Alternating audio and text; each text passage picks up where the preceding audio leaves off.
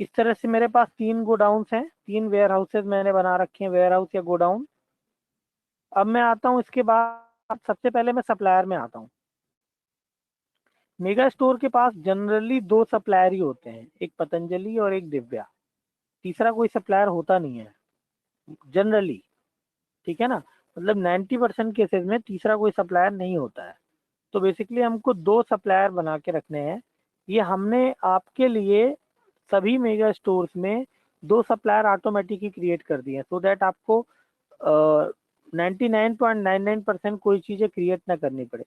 अगर फिर भी सर तीसरा 2% दिव्य प्रकाशन का भी करवा दीजिए ना, दिव्य प्रकाशन भी। दिव्य प्रकाशन, ठीक है, दिव्य प्रकाशन सप्लायर इन, बीच बीच में कभी कभी एसडी से भी आता है सर। किनसे? एसडी से? नहीं, देखिए एसडी एसडी से भी से मंगा। आना वो हम नहीं क्रिएट कर सकते, वो आपको क्रिएट करना पड़ेगा। इसलिए मैं आपको ठीक इसका है, तरीका बताता हूँ, क्योंकि ठीक है, मुझको नहीं पता कि कौन सा पीएमएस किस एसडी से ले रहा है। हालांकि ये सही चैनल नहीं है, इमरजेंसी में ही जरूरत पड़ती है इसकी, ठीक है। तो मैं बता देता हूँ कैसे क्रिएट करते हैं या एडिट करते हैं। सप्लायर क्रिएट करना, सप्लायर नेम, सप्लायर का शॉर्ट नेम, इंडियन रुपीज, ये सब ठीक है। इसमें कैश या क्रेडिट आप क्या चल करते हैं, कैश करते हैं या क्रेडिट करते हैं? और अगर आपने क्रेडिट लिया है तो एक मिनट, एक मिनट, अगर आपने क्रेडिट लिया है तो क्रेडिट की लिमिट क्या है, क्रेडिट कितने दिनों की है आपका, इसका पहले का कोई बैलेंस है तो वो डाल सकते हैं। परचेज मोड, अगर आप जिनसे ले रहे हैं वो लोकल है या इंटर स्टेट है। अगर आप सेम स्टेट के अंदर हैं तो वो लोकल है, अगर आपका सप्लायर आपके बाहर के स्टेट का है तो वो इंटर स्टेट होगा। इसी के ऊपर आपकी बिलिंग, आपका जो परचेज है उसका जीएसटी तय होता है कि आईजीएसटी है या सीजीएसटी है। फिर जीएसटी टाइप मोस्टली रेगुलर होता है, कंपोजिट भी हो सकता है या अनरजिस्टर्ड भी हो सकता है। ब्रांच आपकी वही होगी जो आपकी कंपनी की होगी। इसमें मल्टीपल ब्रांच का ऑप्शन होता है, लेकिन आपके लिए अभी ये ऑप्शन नहीं है, ठीक है ना, ये दूसरी चैनल में एप्लीकेबल है। इसके बाद जो ये है इंटीग्रेशन टाइप, देखिए इट इज ब्रांच में रिकमेंडेड। क्रिएट करनी पड़ेगी हमें, क्या लिखना है ब्रांच अगर नहीं नहीं है हमें? नहीं, सुनिए मैं बता रहा हूँ।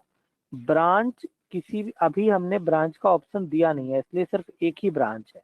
आप देखो वेयर हाउस जो है ये ब्रांच नहीं है, ये अलग है, ठीक है ना।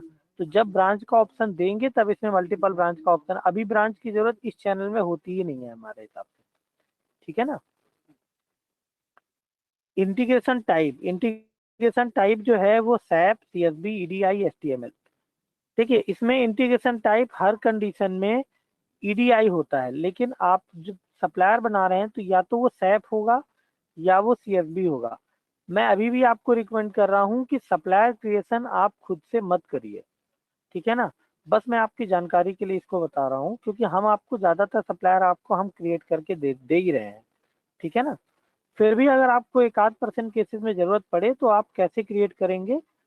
ईडीआई होता है, मैं वो आपको बता देता हूँ। ईडीआई होता है जब आप भी बी पॉज में काम कर रहे हो और आपका सप्लायर भी बी पॉज में ही काम कर रहा हो। सैप होता है, जो पतंजलि है वो सैप पे काम करता है, तो पतंजलि से अगर आप कोई मटेरियल लेते हैं तो सैप होता है, वो ऑलरेडी क्रिएटेड है, उसकी जरूरत नहीं पड़ेगी आपको। दिव्या के लिए ये सीएसबी होता है, इसकी भी आपको जरूरत नहीं पड़ेगी क्योंकि हमने क्रिएट करके दिया है, ठीक है ना। और इसके अलावा कोई भी ऑप्शन लगता नहीं है। तो मोस्टली आपको ईडीआई करके नया सप्लायर क्रिएट करना है, लेकिन ये भी आप खुद से मत क्रिएट करिए, आप यहाँ के सपोर्ट मेंबर के साथ बनवा लीजिए। अब इसके बाद उसका शॉर्ट नेम, ये सारी चीजें मैंने बता दी। अगर कोई सप्लायर आपको इनएक्टिव करना है तो आप इनएक्टिव पे करके सेव कर दीजिए, अभी तो सारे एक्टिव है। हेलो, कॉन्टैक्ट डिटेल, उसका कॉन्टैक्ट का नंबर, हेलो, स्टेट, एक मिनट, हेलो, बोलिए कौन बोल रहे हैं? राष्ट्रोस अमरावती। आपको आवाज नहीं आ रही हेलो, मेरी?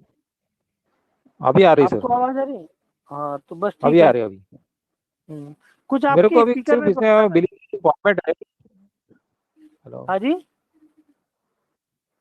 बिलिंग का जो फॉर्मेट प्रिंट हो के आ रहा है उसमें एड्रेस की एक लाइन साइड में जा रही है और एक लाइन सेंटर में आ रही है, वो मैंने नोट कर लिया सर। जबकि हाँ ठीक है ना, लेकिन मैं अभी उसको कंटिन्यू नहीं करूंगा, जब मैं बिलिंग में आऊंगा तब तक आप बाकी चीजें देखें। ठीक है। ठीक ठीक। हाँ। इसके बाद स्टेट है, किस स्टेट का है वो, मतलब मैं सारी डिटेल जस्ट आपको एक बार शॉर्टकट में बता रहा हूँ, क्योंकि ये इतना मैंडेट नहीं करता, ये आपको क्रिएट करना नहीं है, 99% इसको नहीं क्रिएट करना है। ठीक है ना। स्टोर लोकेशन जिसकी आपको जानकारी नहीं है, ये सब चीजें हम आपको क्रिएट करके देंगे, सप्लायर की इंफॉर्मेशन में बता रहा हूँ। ठीक है ना, इसलिए मैं इसको जल्दी स्किप कर रहा हूँ, क्योंकि इसकी आपको जरूरत नहीं है ज्यादातर। लेकिन हाँ, ये जरूरी है कि अगर आप किसी नए सप्लायर से परचेज ले रहे हैं तो वो सप्लायर आपके पास क्रिएटेड होना चाहिए, अदरवाइज ऑटोमेटिक परचेज नहीं आ पाएगी आपकी। अब मैं आता हूँ कस्टमर में। कस्टमर कितने भी हो सकते हैं आपके, आप कस्टमर यहाँ से भी क्रिएट कर सकते हो, और बिलिंग करते समय आपके पास कस्टमर का शॉर्टकट है, वहां से भी कस्टमर आप क्रिएट कर सकते हो, उसकी इंफॉर्मेशन को एडिट कर सकते हो। ठीक है। मोस्टली आपके कस्टमर वॉक इन ही हैं।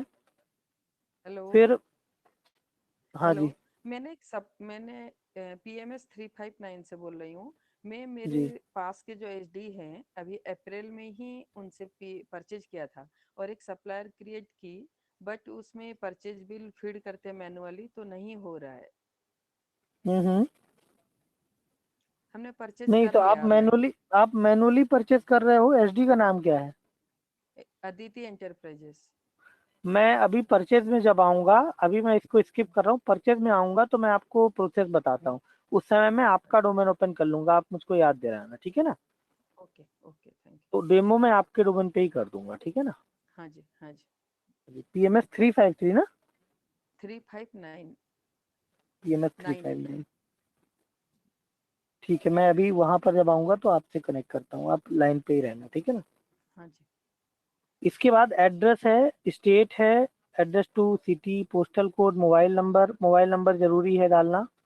ठीक है।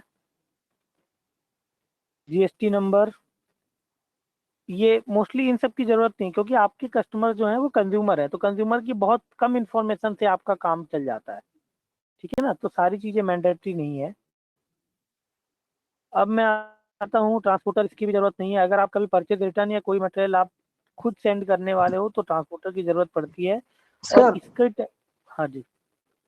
सर उसमें वो कैटेगरी आती है कस्टमर में, आरोग्य केंद्र चिकित्सालय PMS डिस्ट्रीब्यूटर। हाँ। तो हम आरोग्य केंद्र चिकित्सालय का कैटेगरी डालेंगे तो उस पर रेट पड़ेगा क्या उसका? नहीं लेगा सर। और अगर आपने गलती से वो कर भी लिया है, ठीक है ना, हाँ। तो that has to be disabled. कल आप मुझको क्लेम मत करना कि वो मेरा कभी भी बंद हो गया, क्योंकि वो ऑप्शन इनेबल नहीं है। PMS हाँ। Is only authorise to sell to consumer, not to AKCK।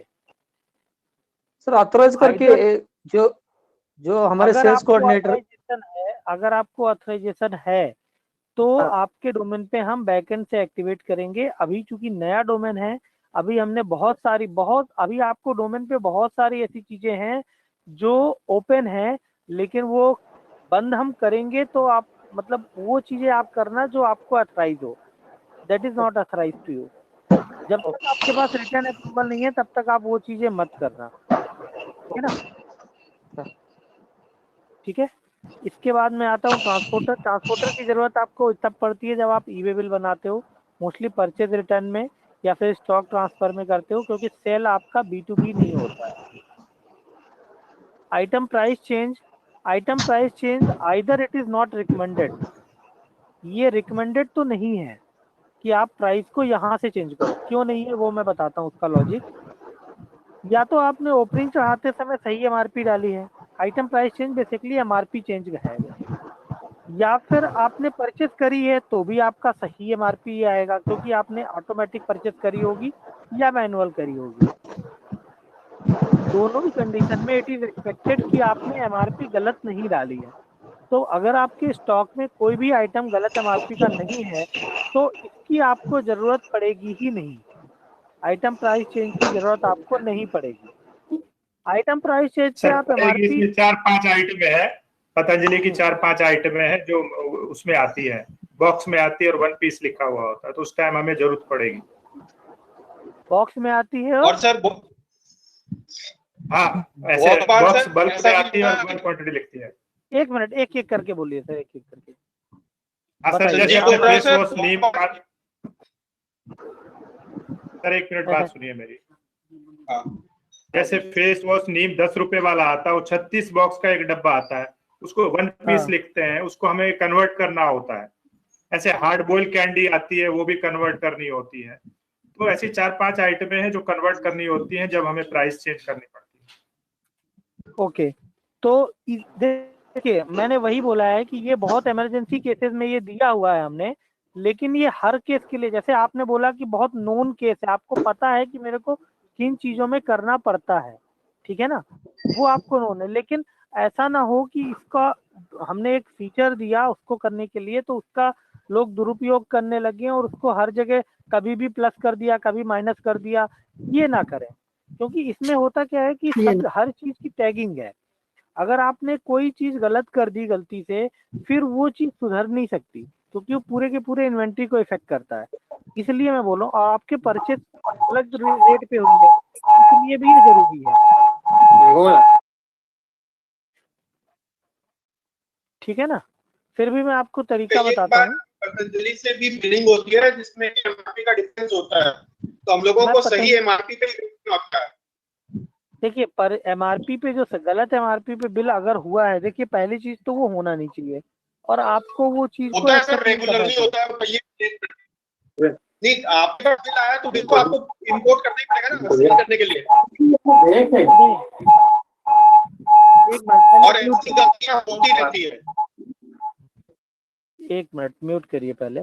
हाँ देखिए, मैं बताता हूँ, पहले मैं आंसर दे लूँ इसका, आपको शायद आंसर मिल जाए। कोई भी पतंजलि हो या कोई भी सप्लायर हो, अगर आपको फिजिकली मटेरियल गलत आया, अलग आया है, और आपके पास मटेरियल पेपर पे कुछ और आया है, तो आपके पास राइट है उसको रिजेक्ट करने का, ठीक है ना, और आप उसको रिटर्न कर सकते हो। बट प्रैक्टिकली ऐसा कई बार नहीं होता इतनी दूर मटेरियल रिटर्न करना। इसके लिए आप रेट डिफरेंस के डेबिट नोट या क्रेडिट नोट का सहारा लेते हो, ठीक है ना। लेकिन उस समय आपको परचेज इन्वर्ट करनी है सही एमआरपी पे, तो या तो आपके पास तरीका है कि आप उसी समय अपना एमआरपी चेंज कर लीजिए। तो परचेज इनवाइस जब भी हम इंपोर्ट करते हैं, वहां पर एमआरपी चेंज करने का ऑप्शन होता है, आपका एमआरपी एडिटेबल होता है, ठीक है ना। अभी भी मैं कह रहा हूँ कि एमआरपी गलत नहीं आना चाहिए, मैं कभी भी इस बात का सपोर्ट नहीं कर रहा हूँ कि आपके पास एमआरपी गलत आ गया तो उसको जाने दो, चलने दो, मैं इस बात का बिल्कुल सपोर्ट नहीं कर रहा हूँ, ठीक है। तो अगर आपने परचेज इन्वर्ट किया है, मैं आपको करके दिखाता हूँ, यहाँ पर एमआरपी एडिटेबल होता है। मैडम आपको सर आप फिर से स्क्रीन, किसी ने वेबकैम ऑन किया, मैडम है कोई, उनको जरा बोलिए बंद करें। वेबकैम आप सभी अपना, अभिषेक पोद्दार जो भी हैं, ये अपना वेबकैम बंद कर दें। सारे लोग अपना वेबकैम बंद कर दें। अभी क्लियर है सर, स्क्रीन आ रहा है? अब आ रहा है सर, अब आ रहा सभी से रिक्वेस्ट है, आप अपना वेबकैम जो है वो बंद रखें, ठीक है। तो यहाँ पर देखिए, मैंने एक परचेज ली है, यहाँ पर मैं ये इस चीज को चेंज कर सकता हूँ अगर मेरे को सुधारना है अपना स्टॉक, ठीक है ना। तो ये यहाँ से मैं सुधार सकता हूँ, लेकिन आप देखो कि तुरंत मेरा कॉस्ट प्राइस चेंज हो गया। तो अगर पतंजलि से आपको गलत एमआरपी पे मटेरियल आया है, फिजिकली कुछ अलग है, तो उसको यहाँ सुधारने की बजाय आप उसका डेबिट या क्रेडिट नोट रेज करिए, वही सबसे सही तरीका है, ठीक है ना, और उसका कोई दूसरा सही तरीका नहीं है। फिर आपको, इसीलिए मैंने आइटम में एमआरपी चेंज दिया हुआ है, आप चाहो तो उसको चेंज कर सकते हो। तो इसका 2 तरीके हैं, पहले आप समझ लेना, अगला क्वेश्चन करने से पहले एक बार आप समझ लेना कैसे कर सकते हैं। आपने पहले आइटम सेलेक्ट किया, मैं फिर से शुरू से बताता हूँ, मास्टर के अंदर item price change, item price change में लिस्ट आएगी, आप आइटम कोड या नाम से अपने आइटम नेम को सर्च कर सकते हैं। आपने सिर्फ दंत डाला, जो आप डालोगे वो पूरे आइटम में कहीं भी नाम होगा तो वो आ जाएगा, या तो सैप कोड से सर्च कर लीजिए। उसको आपने एडिट किया, इसके बाद आपको सेलेक्ट करना है कि किस बैच के लिए चेंज करना है। यहाँ इंटर करिए बैच पे, अगर कई बैच है तो किस बैच के लिए चेंज करना है वो आ जाएगा। अब अगर आप यहाँ से रेट को एमआरपी को चेंज कर रहे हो तो आप कॉस्ट प्राइस से नीचे नहीं डाल सकते, ये एक रिस्ट्रिक्शन है, ठीक है। और उसके ऊपर आप चाहें तो जो भी डाल सकते हैं, ठीक है। तो एक तो ये तरीका हो गया एमआरपी चेंज करने का। दूसरा तरीका ये है कि कई बार लोअर साइड में भी होता है, तो फिर हम कैसे करें? उस केस में आपको ये स्टॉक को अपने पास से हटा देना है, अपने स्टॉक से, और नया एज अ ओपनिंग डाल देना है, ठीक है ना। क्योंकि उस तरीके से भी आप अपना एमआरपी चेंज, वो ज़्यादा सेफ तरीका है एमआरपी चेंज करने का। बट अभी भी मैं बोल रहा हूँ कि एमआरपी चेंज करने की जरूरत ना पड़े, ऐसी प्रैक्टिस सभी को करनी चाहिए, आपको भी, पतंजलि को भी, और सभी को, ठीक है। चलिए मैं आगे बढ़ता हूँ। हाँ जी,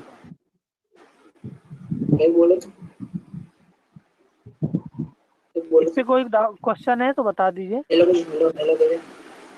हेलो, बोलिए पटेल जी, बोलिए पटेल जी।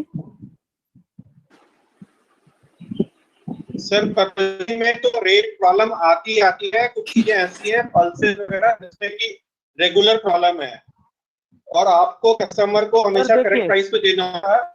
लाते समय में सामान भी लाते समय जब ट्रक अनलोड होता है तब प्रैक्टिकली पॉसिबल नहीं होता है। पटेल जी, मेरा एक कहना है, अगर आपके पास आज 100 केस आते हैं पूरे महीने में, ठीक है ना, और अगर आप इसको अपोज करना समझ रहे हैं, अगर आप इसका विरोध करना शुरू करते हैं कि हमारे पास गलत आया है, तो ये धीरे धीरे हम लोग, आपको पता है, ये पहले बहुत सारे केस हमारे पास आते थे, आज की डेट में हमारे पास भी बहुत सारे कम केस आते हैं। अभी बहुत कम हो गए हैं केसेस, मैं जीरो नहीं बोल रहा हूँ, लेकिन पहले के मुकाबले बहुत कम हुए हैं। लेकिन ये कब हुए हैं? 3 महीने के 17 क्रेडिट नोट बाकी है सर, डिफरेंस क्या है? सर मैं बोल रहा हूँ, मेरे 17 बाकी है, रेट डिफरेंस के पिक्चर देता हुआ है, वो कुछ भी नहीं होता। सर मेरी बात तो सुनिए, मैं इस चीज से मना नहीं कर रहा हूँ कि आपके पास गलत नहीं आते हैं, लेकिन इस चीज को हमको ही रिवर्ट करना पड़ेगा कि मेरे पास ये गलत आपने भेजा है। पर वो करते नहीं है ना जल्दी, 3 महीने से रिमाइंडर कॉल पे 7 के बाद भी यही होता है कि अभी कर देंगे। अब आप क्रेडिट नोट डेबिट नोट से कैसे वो बता दीजिए। वो भी बता दूंगा सर, देखो क्रेडिट नोट डेबिट नोट से मैं बता दूंगा आपको। एक ये होता है कि यही प्रोसेस है, दूसरी बात ये है कि इसको कैसे हमको ठीक करना है, अभी के लिए कैसे ठीक करें, लेकिन यही प्रोसेस है ये नहीं है। मैं बिल्कुल मना कर रहा हूँ कि ये प्रोसेस नहीं है, दोनों तरफ से सही आना चाहिए, ठीक है ना। लेकिन अब उस वो आ चुका है तो उसको कैसे करेक्ट करना है ये एक अलग बात है, ठीक है सर। अब मैं आगे बढ़ूं।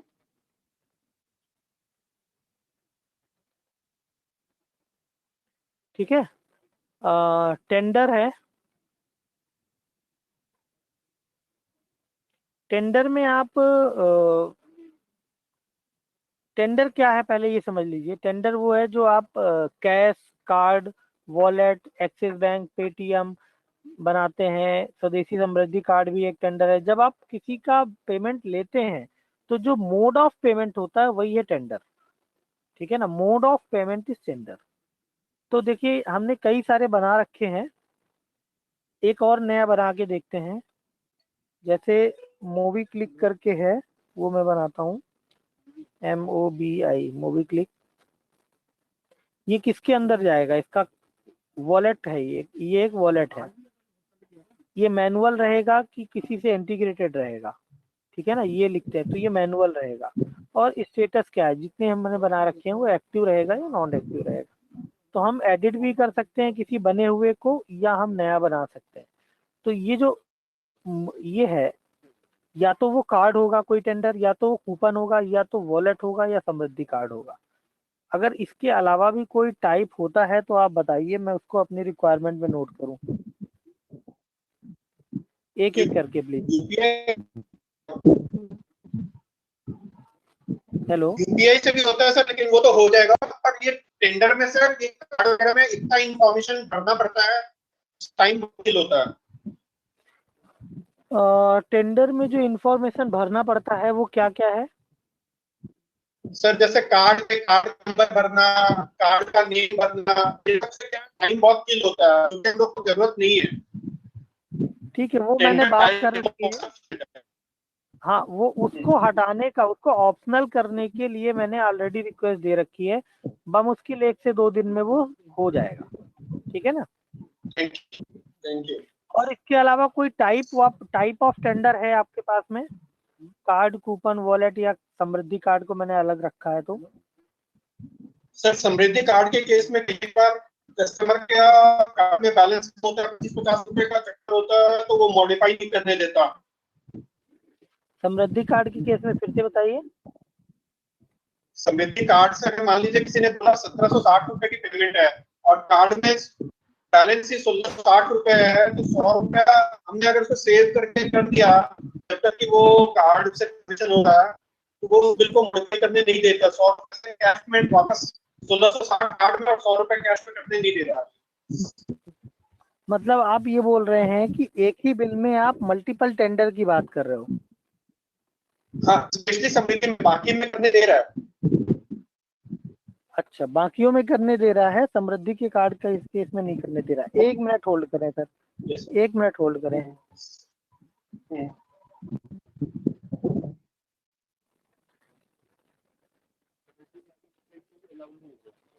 हमारे पीछे तो आएंगे सर, वो अलाउ नहीं करते, उनकी पॉलिसी नहीं है कोई। अगर वो 50 रुपये दे रहा है पहुँच में, तो वो रिचार्ज भी करा देते हैं। नहीं,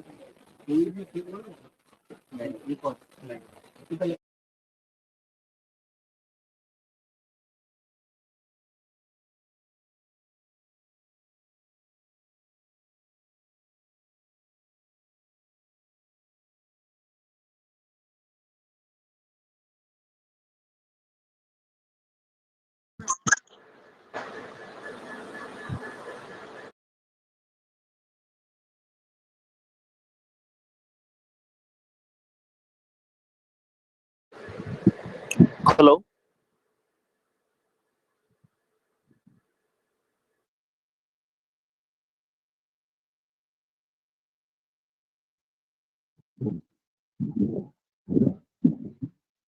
हेलो सर, ये स्प्लिट बिल विथ स्वदेशी समृद्धि कार्ड, ये आई थिंक हमारे यहाँ जो स्वदेशी विभाग हैं इनके उसमें पॉलिसी में नहीं है, लेकिन फिर भी मैं इसके लिए बात कर लूंगा। लेकिन अभी के लिए मेरे पास ये इंफॉर्मेशन है कि ये इनकी पॉलिसी में नहीं है। सर ऐसा है कि अगर मान लीजिए कार्ड में बैलेंस थोड़ा ही कम रह जाता, 25-50 रुपया, 100 रुपया और 1600 रुपए दे रहा है, तो कस्टमर को आप ये बोल सकते हैं कि 100 रुपए का आप नहीं, तो 50 रुपए के लिए आपको फिर उसके कार्ड में जाके टॉप अप करो 25 रुपया। तो ये बहुत टाइम के लिए, टाइम का इम्पोर्टेंस बहुत होता है। बिल्कुल, ये टाइम टेकिंग है। मैं इस संबंध में मैं बोल रहा हूँ कि ये मैं अभी के लिए जो पॉलिसी है मैं आपको वो बता रहा हूँ, लेकिन मैं इस संबंध में एक बार बात कर लूंगा। ठीक है? हाँ सर। अब मैं इसमें आगे बढ़ूं या इसमें समृद्धि कार्ड या टेंडर से रिलेटेड कोई और आपकी क्वेरी है?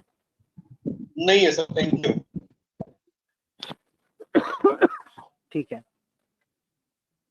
अब मैं आता हूं। यूपीआई से पेमेंट अगर टेंडर आता है, यूपीआई पेमेंट डायरेक्ट बैंक में, तो उसका बिलिंग कैसे करें? देखिए, यूपीआई पेमेंट के केस में आपका यूपीआई इंटीग्रेशन तो अभी है नहीं किसी चीज से कि आपके डायरेक्ट इसमें आ जाएगा। आप चाहो कार्ड तो में आ जाएगा सर। है यूपीआई को तो सर हम लोगों ने कार्ड में डाल दिया है, क्योंकि वो कार्ड का सेटलमेंट जैसे बैंक में आता है, यूपीआई डायरेक्ट आ जाता है।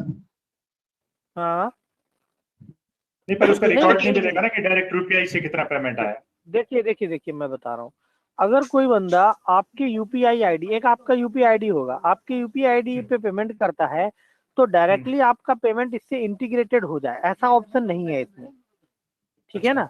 अब आपको इसको मेंटेन करना है कि how I could maintain the UPI वो चीज आप करने के लिए यूपीआई, आपको पता है यूपीआई ज्यादातर वॉलेट से अटैच होता है, तो देयर इज एन ऑप्शन कि आप, मैं वही बोल रहा हूँ कि आप मल्टीपल टेंडर बना सकते हैं, अलग अलग टाइप के टेंडर बना सकते हैं। उनको आपको रखना किस जोन में है या किस टेंडर टाइप में रखना है, इस ये आपके पास 4 ऑप्शन है। इसके अलावा कोई, तो आप यूपीआई को अंडर वॉलेट भी क्रिएट कर सकते हैं। तो ये तेरे को कैसे दे दूंगा? तो ये आप चाहो तो यूपीआई को वॉलेट या कार्ड के अंदर क्रिएट करके आप मेंटेन कर सकते हो कि मेरा यूपीआई में कितना पेमेंट आया, ठीक है ना, बट वो इंटीग्रेटेड नहीं होगा आपके यूपीआई अकाउंट से, ठीक है ना, ये ऑप्शन अभी इसमें नहीं अवेलेबल है, ठीक है ना। इसके ऊपर भी मैं बात कर लूंगा। अभी और कोई आपके पास टेंडर है ऐसा? सर इस पे यूपीआई आईडी का फॉर्मेट थोड़ा इजी करवाया है, जो फॉर्मेट शॉर्टकट किए हैं पेमेंट मोड्स के, उसको थोड़ा इजी कीजिए ना। बिल पे आते हैं तो एक बार देख लेंगे, ठीक है ना, एक बार, अभी मैं बिल पे नहीं पहुंचा हूँ, नहीं, बिल पे आते हैं अच्छा तो ठीक है, ठीक। हाँ, मैं उस समय, अभी मैं एकदम से दूसरी स्क्रीन पे जंप करूंगा ना तो थोड़ा सा गड़बड़ होगा, मैं वहां पे आऊंगा जब बिल सेव करूंगा, तो एक बार वहां पर डिस्कस कर लेंगे, ठीक है। ओके सर, ठीक है, अभी इसके बाद विजय आइटम जी, मास्टर हेलो। आपकी यूज करनी है। हाँ जी विजय जी हेलो। अभी हाँ जी समझो कि कस्टमर का 500 रुपए का बिल हुआ है, कस्टमर बोलता है कि 250 मैं कैश देता हूँ और 250 कार्ड देता हूँ, तो वो एक ऑप्शन आपको एक मेंशन करना पड़ेगा।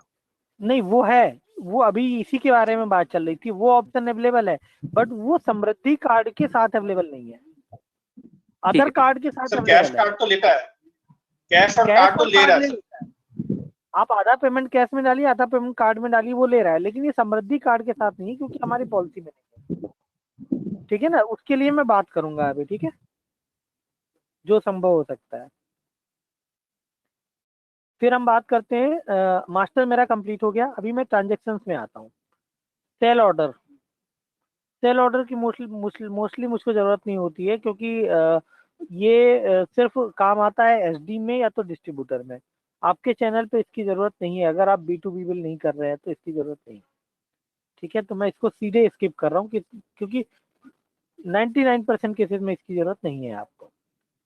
फिर प्रोफॉर्मा इनवाइस, इसकी भी ज़रूरत नहीं है, अगर आप किसी को बिल देते हैं तो पहले आप एक उसको प्रोफॉर्मा बना के दें फिर बिल दें, ये संभव नहीं है कंज्यूमर के केस में, एक ही बार बिल दे दें यही बहुत है, ठीक है।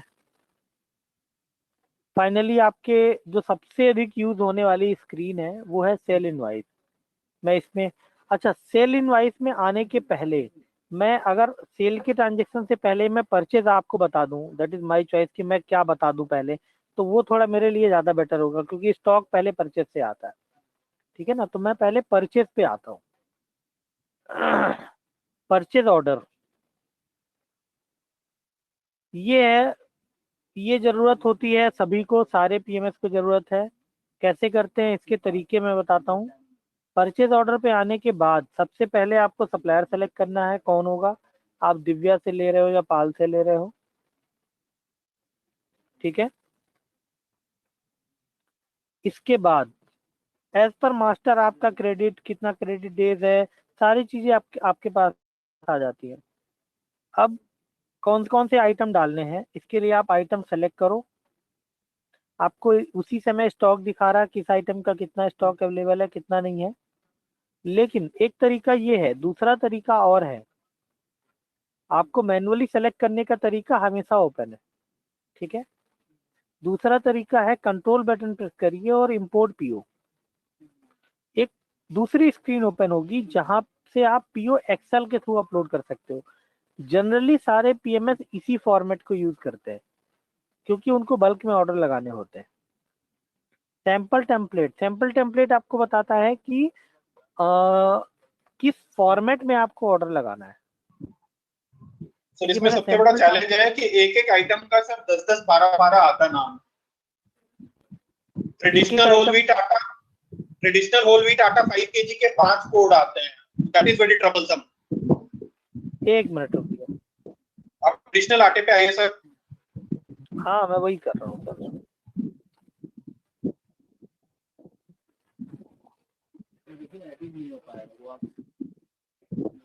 5 kg की बात कर रहे हैं आप? कोई सा भी 5 kg 10 kg देखिए ना सर, इसमें मल्टीपल ये सब आता है, ये बड़ा ट्रबलसम है।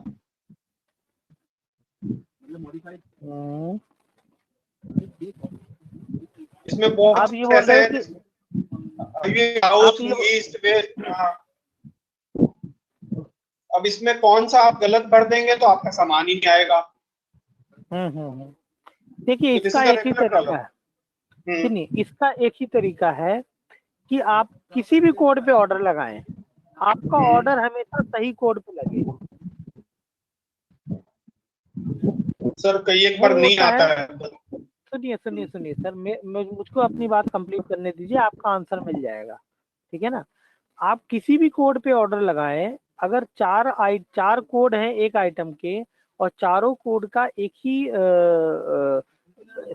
ही आइटम है, तो आप किसी भी कोड पे ऑर्डर लगा दीजिए, गलती से ही लगा दीजिए, वो जाएगा सही कोड पे। ये सेटिंग हमको करनी होगी, ठीक है ना।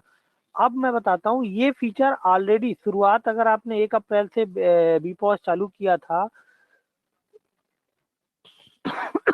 तो आप ये ऑप्शन हमने इनेबल कर रखा था। हुआ यूं कि कुछ जो इंफॉर्मेशन हमारे पास इनपुट्स आए थे वो इनपुट्स में गलती थी, ठीक है ना। तो जो कोड पे ऑर्डर लगा रहे थे वो जा गलत कोड पे रहा था, ठीक है ना। तो ये एक मतलब ये बोलना चाहिए रॉन्ग इनपुट की वजह से ये हमको फीचर अभी फिलहाल के लिए टेम्परेरी बेसिस के लिए रोकना पड़ा है। अदरवाइज ये फीचर इसमें अवेलेबल है, आप किसी भी गलत कोड पे गलती से ऑर्डर लगा देंगे तो भी वो जाएगा सही कोड पे।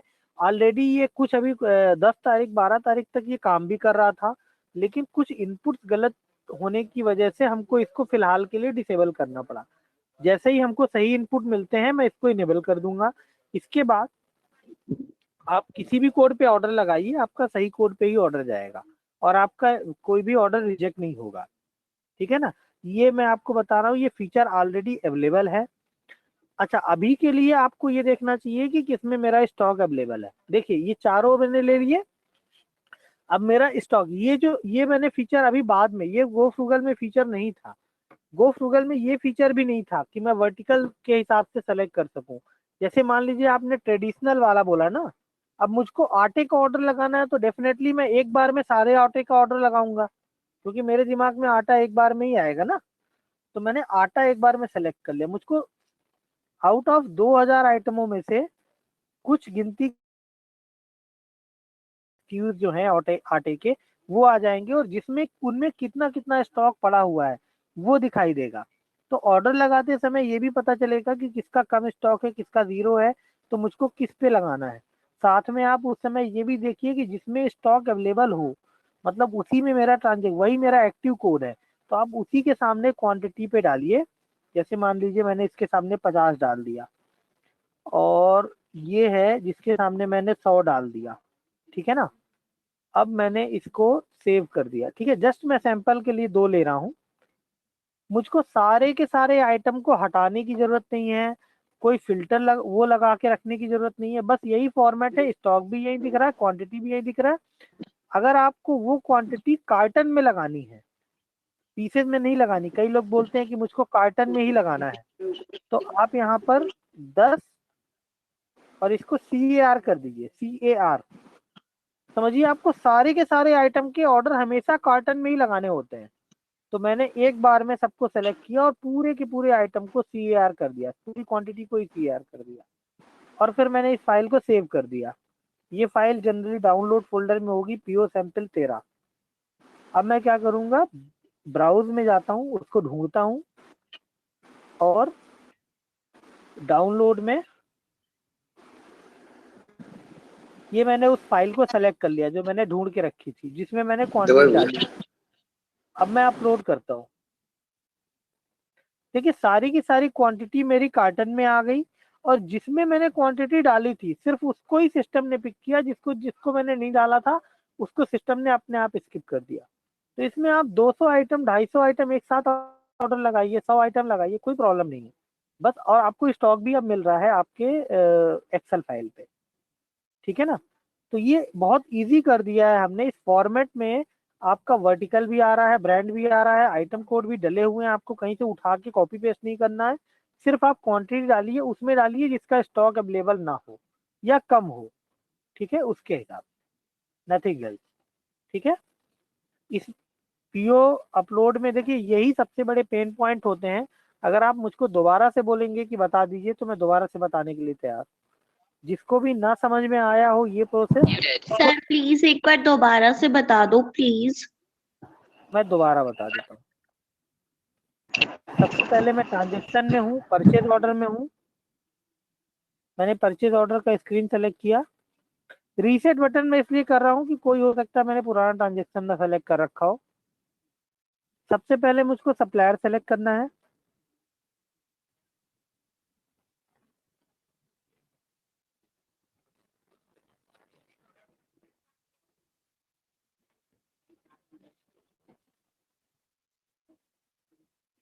सप्लायर जनरली मेरा पतंजलि या फिर दिव्या होता है, ये मैंने लिया। आइटम या तो मैं मैनुअली एक एक करके सेलेक्ट कर सकता हूँ, जिस आइटम की मुझको जरूरत है वो आइटम मैंने सेलेक्ट कर लिया। कोई भी हो, मैंने सैंपल के लिए लिया है। यहाँ पर भी मैं कार्टन या पीसेस कर सकता हूँ। कॉस्ट प्राइस जो है वो आपका एमआरपी के ऊपर ऑटोमेटिक कैलकुलेट होता है। तो अगर आप ये देखना चाहें कि गो फूगल से क्या बेटर है इसमें, तो मैं बता दूं कि कॉस्ट प्राइस गो फूगल में कभी भी बहुत बहुत कम होता था कि कॉस्ट प्राइस सही डलता हो। गो फूगल क्या होता था, लास्ट परचेस प्राइस ही लेता था। लेकिन अभी यहाँ पर हमने इसको ऑटोमेटेड मोड पे रखा है, तो कभी भी गलत कॉस्ट प्राइस भी अगर आपने अपलोड कर रखा है गलती से, तो भी सिस्टम हमेशा आपका सही कॉस्ट प्राइस लेगा। तो जो पीओ की वैल्यू है वो टेंटेटिवली आपकी 99% सही आएगी, ठीक है ना, जो कि पहले गूगल में सही नहीं आती थी। तो एक तरीका ये है आपके ऑर्डर लगाने का। क्वांटिटी डालिए 10 पीस, 12 पीस या 10 कार्टन या 12 कार्टन, जो भी आपको ठीक लगता है, ठीक है। इसके बाद दूसरा तरीका है इसको अपलोड करने का कि आपने इंपोर्ट बटन पे क्लिक किया। कंट्रोल आप अपने स्क्रीन पे, अपने कीबोर्ड पे आप कंट्रोल बटन दबाएंगे तो इंपोर्ट आएगा। इसमें एक सेकंड था, एक प्रश्न था कि बताइए। अगर एक कार्टन में अगर 36 पीस हैं तो यहाँ पर मुझे जब मैं पीस में ऑर्डर करता हूँ तो मुझे आदतन तो मुझे मालूम होता है कि इसमें कितने पीस होते हैं, तो मुझे 36 पीस, क्योंकि पीएमएस को जनरली कार्टन मिलता है, मैं आधा कार्टन ऑर्डर नहीं कर सकता हूँ। तो जो पीस डालते हैं ना, तो मुझे मतलब पीस में कार्टन, मतलब मैंने अगर 48 पीस डाल दिए लेकिन एक्चुअली उसमें 36 पीस ही आते हैं, तो मुझे उसको रोकना चाहिए कि आपको कार्टन के में, मतलब मेरा बोलने का मतलब है कि पीस में भी आप उसको ऑलरेडी प्री फिल करके दीजिए मुझे कि 36 पीस है आप। जैसे अगर एक्चुअली हम लोगों को कार्टन ही आता है तो पीस का ऑप्शन ही नहीं होना चाहिए, प्रैक्टिकल बात तो ये है। मैं देखिए मैं बताता हूँ। बिल्कुल सही बात। देखिए आपको ऑर्डर लगाते समय ऑर्डर कार्टन में ही लगाने हैं। हाँ, तो ये पीसेस का ऑप्शन की जरूरत ही नहीं है सर, जब आप लूज देते नहीं हो। सर देखो मैं, दो चीजें होती हैं सर। एक होता है कि सर हम जब एसडी से ऑर्डर करेंगे तो हम पीस ऑर्डर कर सकते हैं, इसलिए वो पीस का ऑप्शन जरूरी है। देखिए मैं कोई ऑप्शन बंद नहीं कर सकता ना। संजीव जी बोल रहे हैं शायद। सर मैं कह रहा हूँ कि बाय डिफॉल्ट उसको कार्टन रहने दीजिए, जब जरूरत हो तो पीसेस में करना है। मैं आपको करके दिखाता हूँ। It is so much easy. By default वाली कोई चीजें मत करवाइए, it is so much easy. देखिए मैं बताता हूँ। मैंने इंपोर्ट बटन पे क्लिक किया। ये सैंपल फाइल मेरी पहले से डाउनलोडेड थी, मैं दोबारा डाउनलोड नहीं करता हूँ। देखिए मेरे लिए एक बार इसको प्रोसेस से कार्टन करना कितना आसान। एक बार में मैंने जितनी भी क्वांटिटी है बाय डिफॉल्ट कार्टन कर दी, ठीक है ना। तो ये तरीका है कि एक बार में आप जितने भी ऑर्डर लगाते हैं आप एक बार में सबको कार्टन कर सकते हैं, ठीक है। फिर भी मैं आपकी रिक्वायरमेंट नोट कर लेता हूँ कि default quantity should be carton. Hello, हाँ जी। जिसकी जरूरत होगी तो पीसेस कर लेंगे। मैं ये लिख लेता हूँ आपके इजीनेस के लिए कि डिफॉल्ट क्वांटिटी कार्टन होनी चाहिए। हेलो जी सर, वो हेलो एक बार अनम्यूट करके बोलेंगे तो बेटर रहेगा। Hello sir. हेलो, हाँ जी बोलिए। सर ये जो आप फाइल दिखा रहे हैं डाउनलोड कहाँ से करनी है? वही मैं बता रहा हूँ, ये देखिए जी जैसे ही आपने इंपोर्ट पीओ किया, ये सैंपल जी टेम्पलेट करके है, सैंपल टेम्पलेट, मेरा कर्सर आपको दिख ओके रहा होगा। जी जी ये मैंने डाउनलोड किया, CSV फाइल एक अपने आप आ गई। यहाँ पर ठीक है सर। देखिए, यहाँ पर आपका अभी का स्टॉक भी दिख रहा है। यहाँ पर क्वांटिटी आपको बाय डिफॉल्ट पीसेज में है। ये आपको अगर कार्टन करना है यहाँ पर, तो यहाँ पर तो ये बहुत इजी है करना। आपने कॉपी किया, CAR ही करना है, जी याद रखिए, ठीक है। और सभी जगह उसको पीसेस कर दिया, कार्टन की जगह पीसेस, पीसेस की जगह कार्टन कर दिया। सर एक मिनट फार्मेसी में कुछ आइटम ऐसे होते हैं कि वो कार्टन की जगह पीसेज में मंगाने पड़ते हैं, क्योंकि 400 मैं पीसेज से कार्टन मैं आते हैं। तो मैंने वहां इसीलिए पे बोला सर फार्मेसी कि में हमें बाय पीसेज डिफॉल्ट, की जरूरत पड़ती है। नहीं देखिए, मैं इसीलिए बोल रहा हूँ कि इसको हार्ड कोडेड मत करिए कि मुझको सिर्फ कार्टन चाहिए, मुझको सिर्फ पीसेस चाहिए। ये कुछ चीजें अपने ऊपर आप डिसाइड करिए कि मुझको किस में चाहिए। अगर आपको ज्यादातर कार्टन चाहिए तो इसीलिए मैंने अभी जो जिन्होंने संजीव जी ने रिक्वेस्ट किया था कि मुझको बाय डिफॉल्ट कार्टन का पीसेस हटा ही दो, तो ऐसा नहीं है कि मेरे को पीसेस हटा ही देने, कभी मुझको पीसेस में जरूरत होगी तो मैं वो ऑप्शन बंद नहीं कर सकता, ठीक है ना। तो इसलिए मैंने कार्टन रखा है, पीसेज रखा, आप जो मर्जी आए वो लगा लीजिए, एक बार में कॉपी पेस्ट कर लीजिए, ठीक है ना। फिर आपको अगर पर्टिकुलर किसी चीज का ही ऑर्डर लगाना है, एक आसपास आपके जो भी नॉइस है ना, नॉइस है ज्यादा आवाज हो रही है, थोड़ा कोशिश करिए कि उस नॉइस को कम करिए और अपना सिस्टम म्यूट रखिए जब तक आपको खुद बोलना ना हो। तो मुझको अगर किसी साबुन की लगानी है, मुझको आस्था के ही ऑर्डर लगाने हैं, मुझको मेडिसिन के ऑर्डर लगाने हैं, ठीक है ना, मुझको सिर्फ और सिर्फ मेडिसिन के ऑर्डर लगाने हैं। जैसे मैं दिव्या की बात करता हूँ, तो मेडिसिन सारे दिव्या में आते हैं, दिव्या के सारे आइटम मेडिसिन में आते हैं, तो मैंने मेडिसिन का फिल्टर लगा दिया। अब मैं सबके सामने क्वांटिटी डाल देता हूँ जितनी मुझको जरूरत है, ठीक है ना। तो ये फिल्टर भी मेरे बहुत काम की चीज है। मुझको सिर्फ और सिर्फ बिस्किट के अभी ऑर्डर लगाने हैं तो मैंने सिर्फ बिस्किट सेलेक्ट कर लिया। मुझको सिर्फ जूसेस के ऑर्डर लगाने हैं तो मैंने जूसेस सेलेक्ट कर लिया, ठीक है ना। तो ये सर बहुत फिल्टर भी सारे मेरे बहुत आइटम ऐसे काम हैं, ये तो बहुत सर सारे पॉसिबल आइटम नहीं ऐसे है। हैं जो मेडिसिन हेड में नहीं है, लेकिन वो दिव्य फार्मेसी से आते हैं सर, वो मेडिसिन है वो। 17 आइटम है, वो 17 आइटम है, ऐसे चुने हुए आइटम है जो जिनका मैन्युफैक्चरिंग तो बेसिकली यहाँ पे होता है दिव्या में, लेकिन वो ओपन मार्केट में भी जाते हैं, वो गिनती के आइटम है और उनको उसी तरह से रखा गया है सर।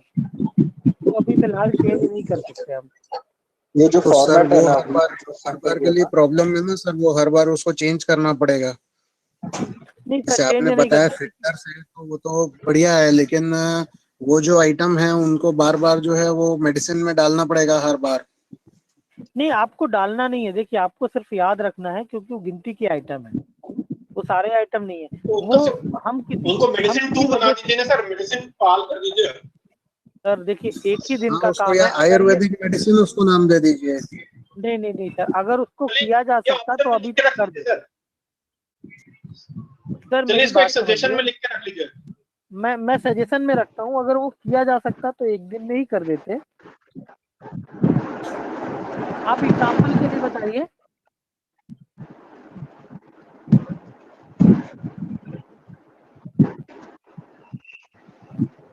हेलो,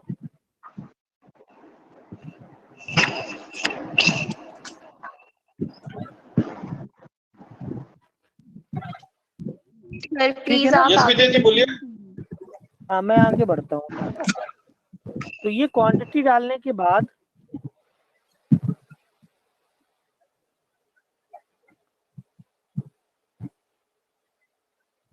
आप इसको अपलोड सेव कर दीजिए फाइल को। फाइल का नाम देखिए और कहाँ पर है ये देखिए, ठीक है ना।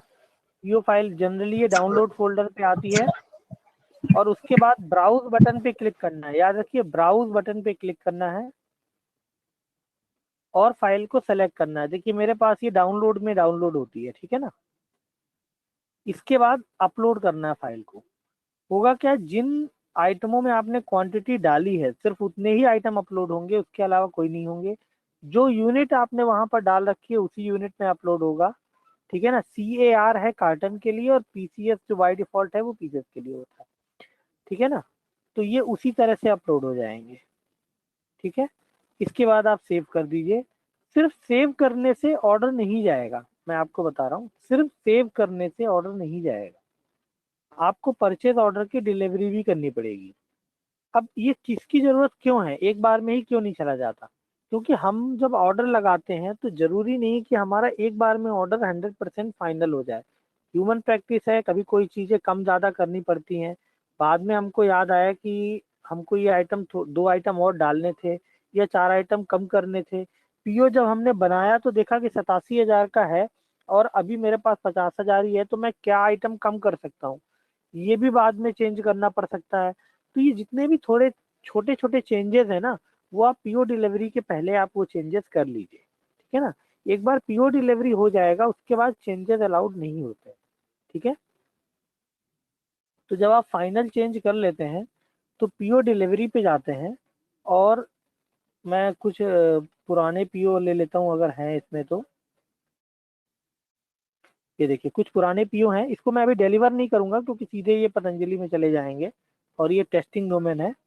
आपको उस पीओ को सेलेक्ट करना है।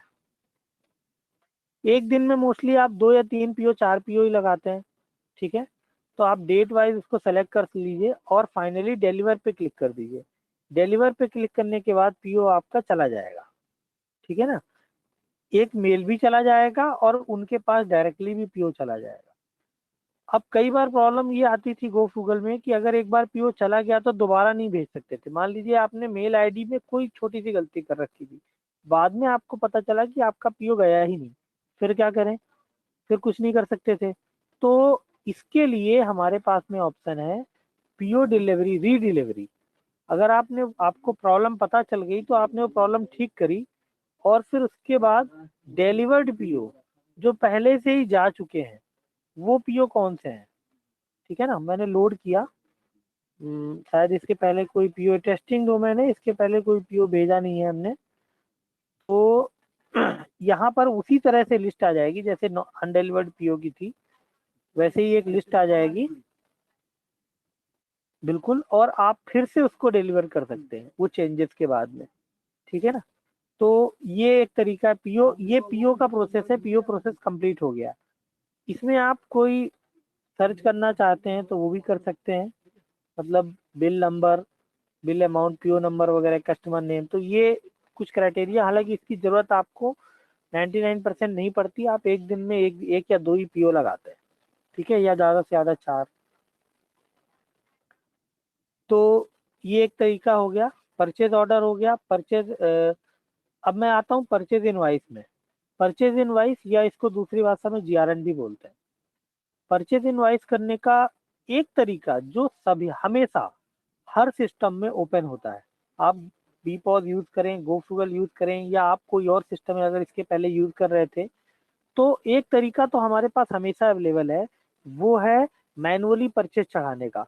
मान लीजिए किसी भी टेक्निकल, क्योंकि टेक्निकल रीजन कभी भी आ सकते हैं आपके साथ में, तो अगर मान लीजिए किसी भी टेक्निकल रीजन से मेरी परचेज नहीं आ पा रही है ऑटोमेशन में और मुझको वो मटेरियल अर्जेंट में निकालना है और उसमें 10 आइटम 15 आइटम ही है, तो जब तक मैं उसके लिए लंबा फॉलो अप करूं तब तक तो वो आइटम मैं एंट्री कर सकता हूँ, ठीक है ना। तो ये एक ऑप्शन है कि मैंने सप्लायर सेलेक्ट किया और मैंने खुद ही वो आइटम चढ़ा दिए। स्कैनिंग यहाँ पे काम नहीं करेगा, ये मैंने लिए, बैच नंबर वगैरह मैंने डाले। मोस्टली PDF से कॉपी पेस्ट भी हो जाता है इसमें, चूंकि गोफुगल में नहीं होता था।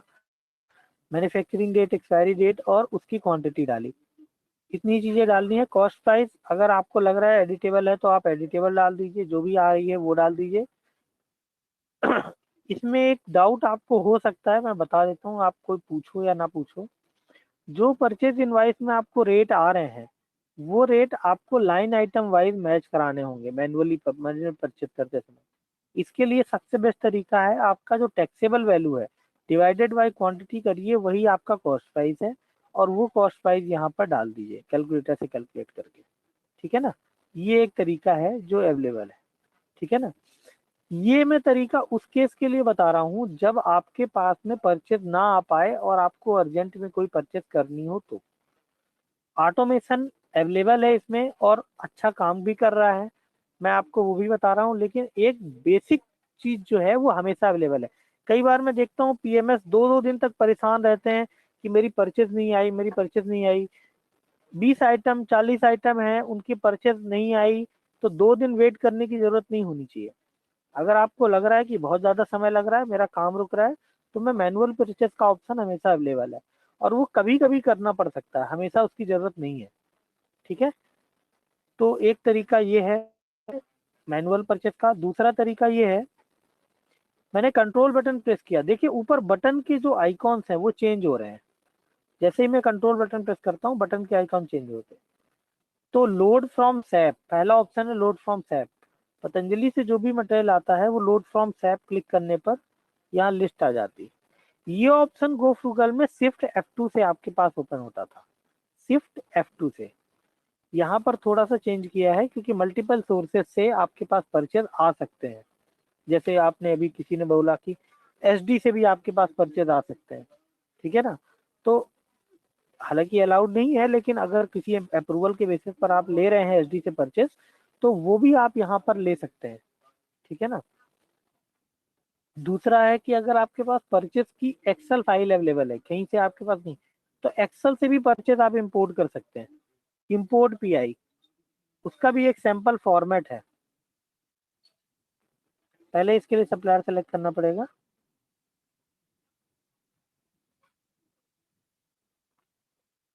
अब मैं बता रहा हूँ इसकी भी जरूरत मुझको नहीं पड़ती, 99% नहीं पड़ती इसकी जरूरत। ठीक है, जस्ट आपकी ट्रेनिंग है इसलिए मैं आपको बता देता हूँ ये तरीके हैं।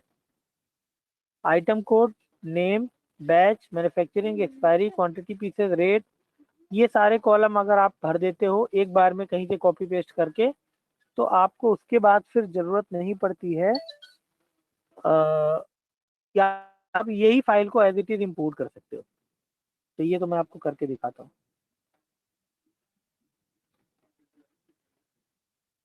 हेलो हेलो, हाँ जी, में जो SD से परचेज किए हैं हम लोग उसका भी बताना परचेज। हाँ हाँ मैं बता रहा हूँ, एक मिनट रुकिए। अगर आप एक्सेल से इंपोर्ट करते हैं, मैंने मैन्युफैक्चरिंग डेट शायद गलत डाला था या डाला ही नहीं है।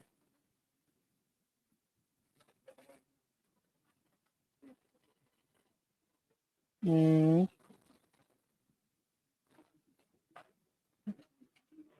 2020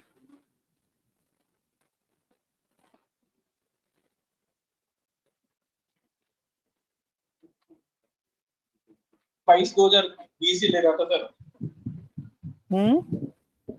उसका एक्सपायरी गलत ले रहा था ना, उसको 2022 बना दीजिए ना, एक्सपायरी को लेने लगेगा। ओके ओके ठीक है, आपकी जैसी मर्जी। ईयर सेम है।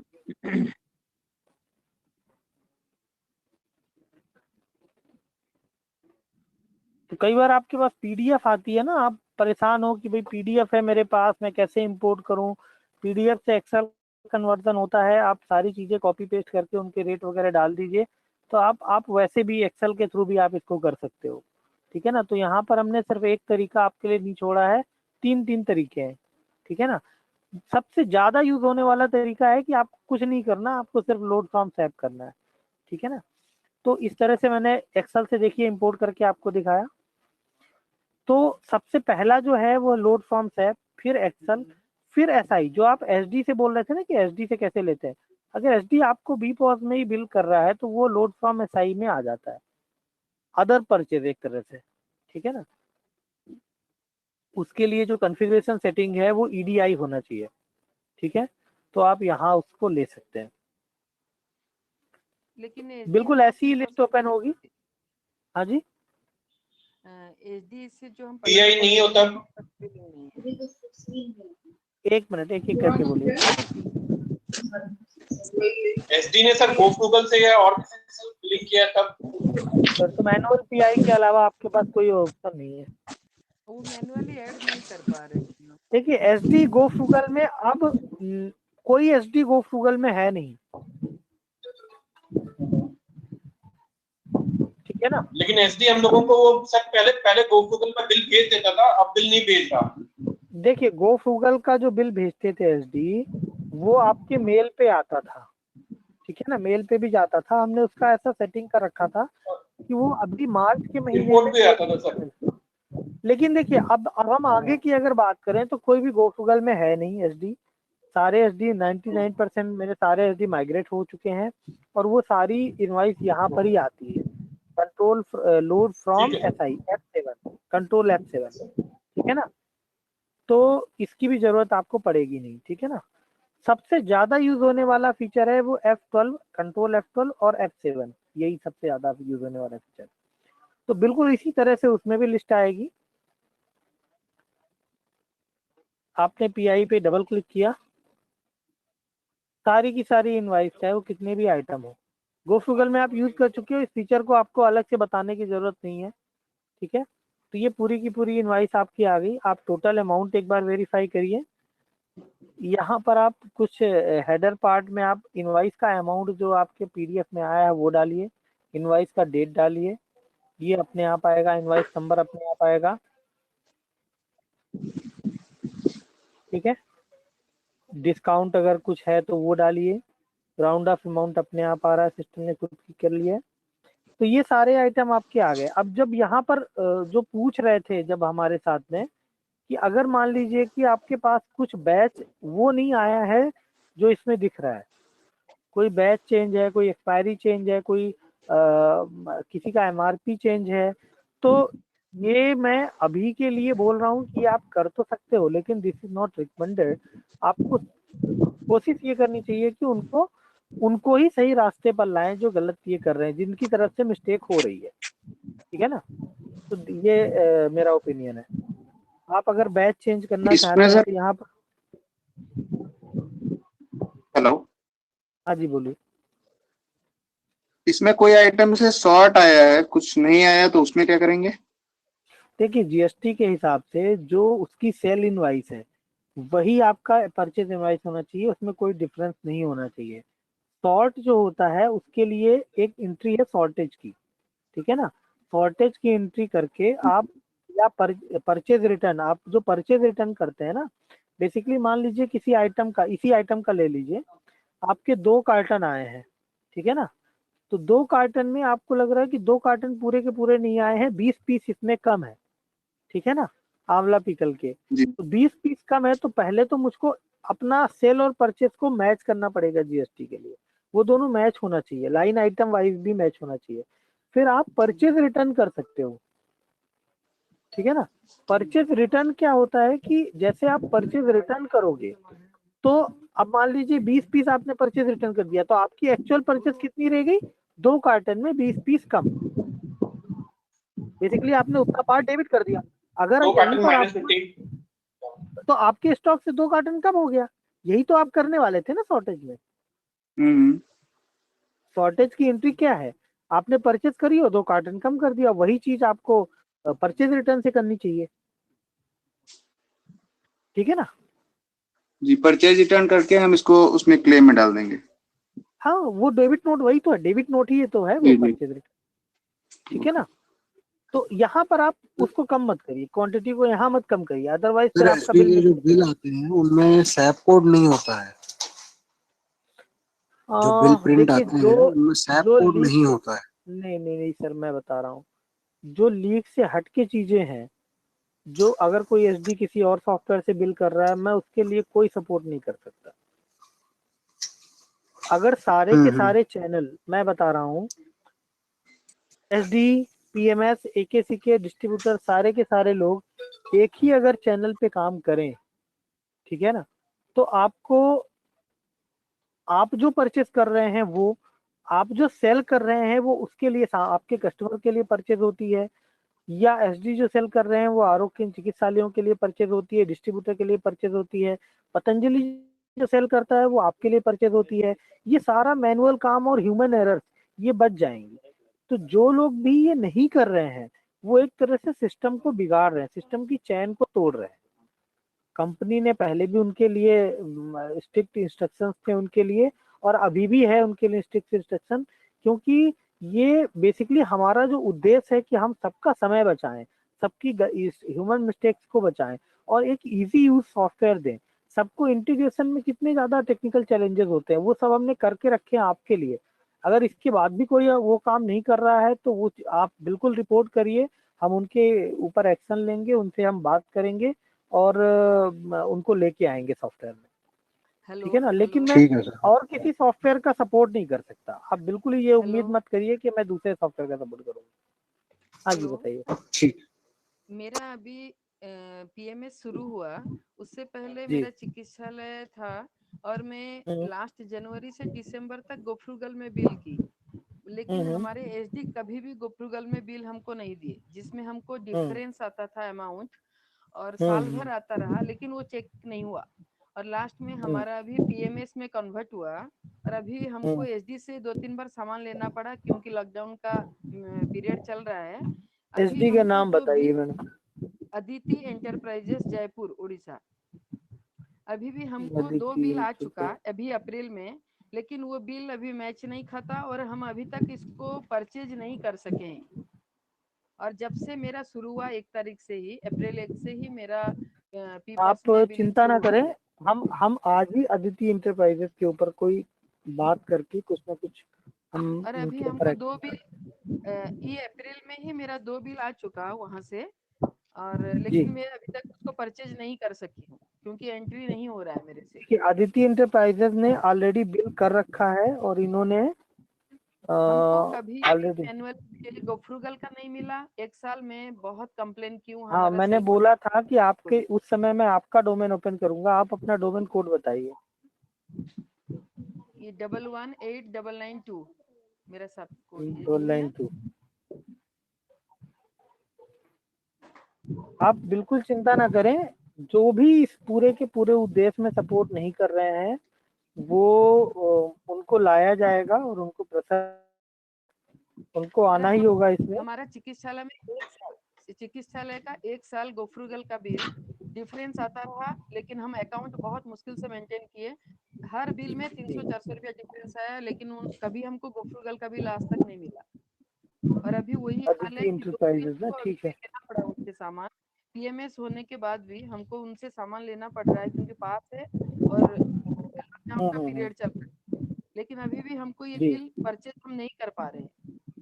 जी जी जी हमारा जी ठीक है, आप चिंता ना करें, अदिति से भी हम बात करेंगे, देख लेते हैं आपके डोमेन पे। सर अगर PMS to PMS bill automatic upload करवाना हो तो भाई जी हम जी हेलो, अदिति ने आपको कोई बिल नहीं किया।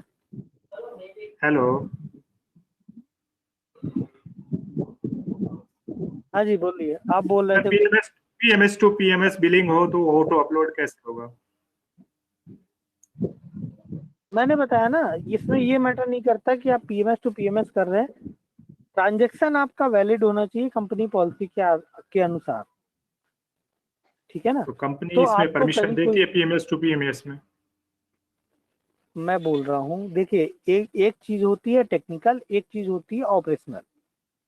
ठीक है ना, ये जो आप बोल रहे हो पीएमएस टू पीएमएस बिलिंग, ये ऑपरेशनल है। अगर ये कंपनी ने अलाउ कर रखा है तो हम उसका ऑप्शन इसमें दे सकते हैं, लेकिन उसके लिए कोई टेक्निकल सेटिंग अलग से नहीं है। ठीक है ना, ये मैं आपको बताना चाह रहा हूँ कि उसके लिए कोई टेक्निकल सेटिंग अलग से नहीं है। हम उसको यहीं से इंपोर्ट करेंगे, उसको भी यहीं से फ्रॉम एसआई। मतलब आप इसको पीएमएस टू पीएमएस के हिसाब से मत देखिए, बिल्कुल शो करेगा।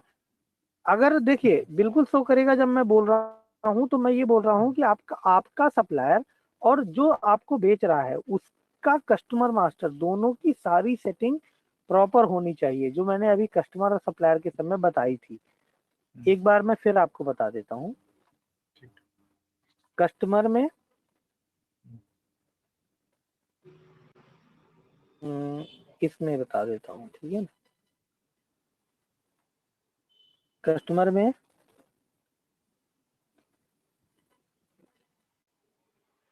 इंटीग्रेशन टाइप ईडीआई होना चाहिए। सैप कोड, ये जो कोड है ये सही डला होना चाहिए। ये सैप कोड और ईडीआई दो सबसे इंपॉर्टेंट पार्ट हैं जिससे आप इंटीग्रेशन कस्टमर आईडी पे सैप कोड डालना है। बिल्कुल, कस्टमर आईडी पे सैप कोड। अब जैसे मान लीजिए मैं पीएमएस हूँ और मुझको इसको बिल करना है, तो ये कोड से ही तो सिस्टम जानेगा ना कि किसके पास बिल जाएगा। और ईडीआई इंटीग्रेशन होना चाहिए। बस इतनी दो चीजों से ही मेरा सारा इंटीग्रेशन काम करता है, ठीक है ना। और यही चीज सप्लायर के एंड पे भी होनी चाहिए।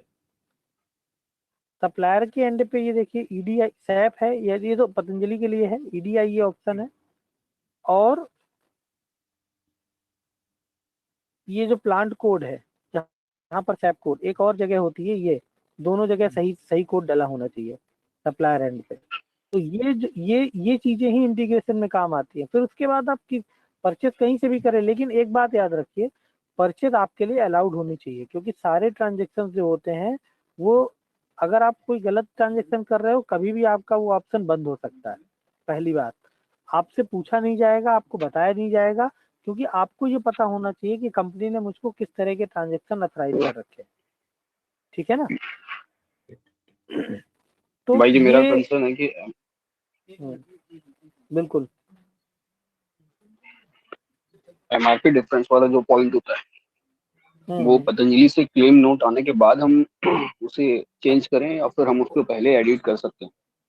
फॉर एग्जांपल कि कोई भी एक प्रोडक्ट है जिसका एमआरपी डिफरेंस आता है बिल में पतंजलि से, फिर हम उसको मेल करते हैं। मेल करने के बाद अराउंड 3 to 4 वर्किंग डेज या ऑलमोस्ट 1 वीक लग जाता है उसका क्रेडिट नोट जनरेट होके आने में और उसकी नई इनवॉइस एमआरपी के आने में कि अब ये एमआरपी में ही सेल होगा, क्योंकि उसका फिजिकल स्टॉक में कुछ और एमआरपी रहता है और इनवॉइस में कुछ और एमआरपी आता है। कभी ये होता है कभी कभार। तो इसे हम कैसे करेंगे? ये तो सर आप बहुत हम लकी उस हो कि प्रोडक्ट को आपका 1 वीक तक सेल में नहीं लेंगे या फिर हम उसे सिस्टम में चेंज करके सेल में ले सकते हैं? यहाँ पर मैं एक चीज पूछता हूँ, आपके पास क्या सिर्फ क्रेडिट नोट आता है या फिर नया वो इनवॉइस कैंसिल होके नया इनवॉइस आता है? नहीं सर, नहीं पूरा इनवॉइस तो चेंज होके नहीं आता है, सिर्फ हमारे पास एक क्रेडिट नोट ही जनरेट होके आता है। उसके बाद अभी तक हम क्या करते थे, अभी तक हम वो फ्रूगल में जब बिलिंग करते हैं उसके लिए हम आईटी डिपार्टमेंट में बात क्या करते थे, तो आईटी वाले वो हमारा क्लेम नोट लेते थे और आईटी वाले उसे फिर अपडेट करवाते थे। आईटी वाले मतलब कौन? मतलब आईटी डिपार्टमेंट जो अपना इंफॉर्मेशन टेक्नोलॉजी वाला डिपार्टमेंट है। हमारे यहाँ का आईटी डिपार्टमेंट या कोई और?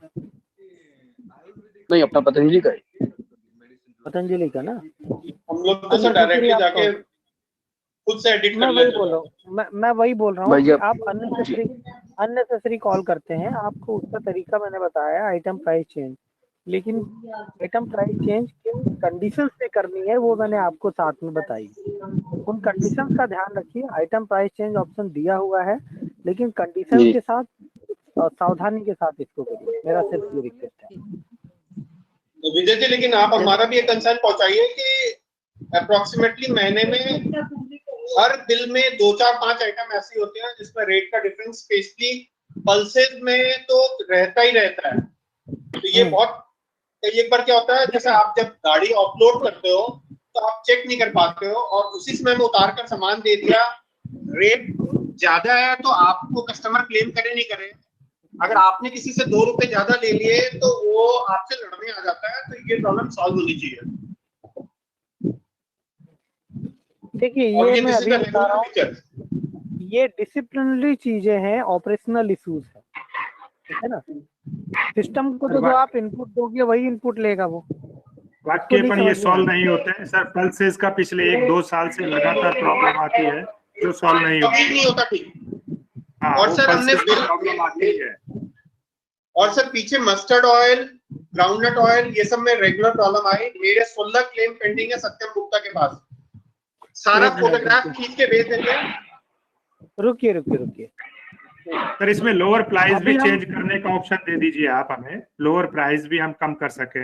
हायर तो आप बोल रहे हैं, पर हायर प्राइस आई और हमें लोअर कर दिया। लोअर प्राइस चेंज करने का और हायर प्राइस चेंज करने का दोनों का तरीका मैंने दूसरे सर आपने तरीके बोला से ना बताया स्टॉक जीरो कर दो, लोअर में स्टॉक जीरो करने जाएंगे तो हम कौन से बिल में खरीद हुआ वो पता नहीं रहता।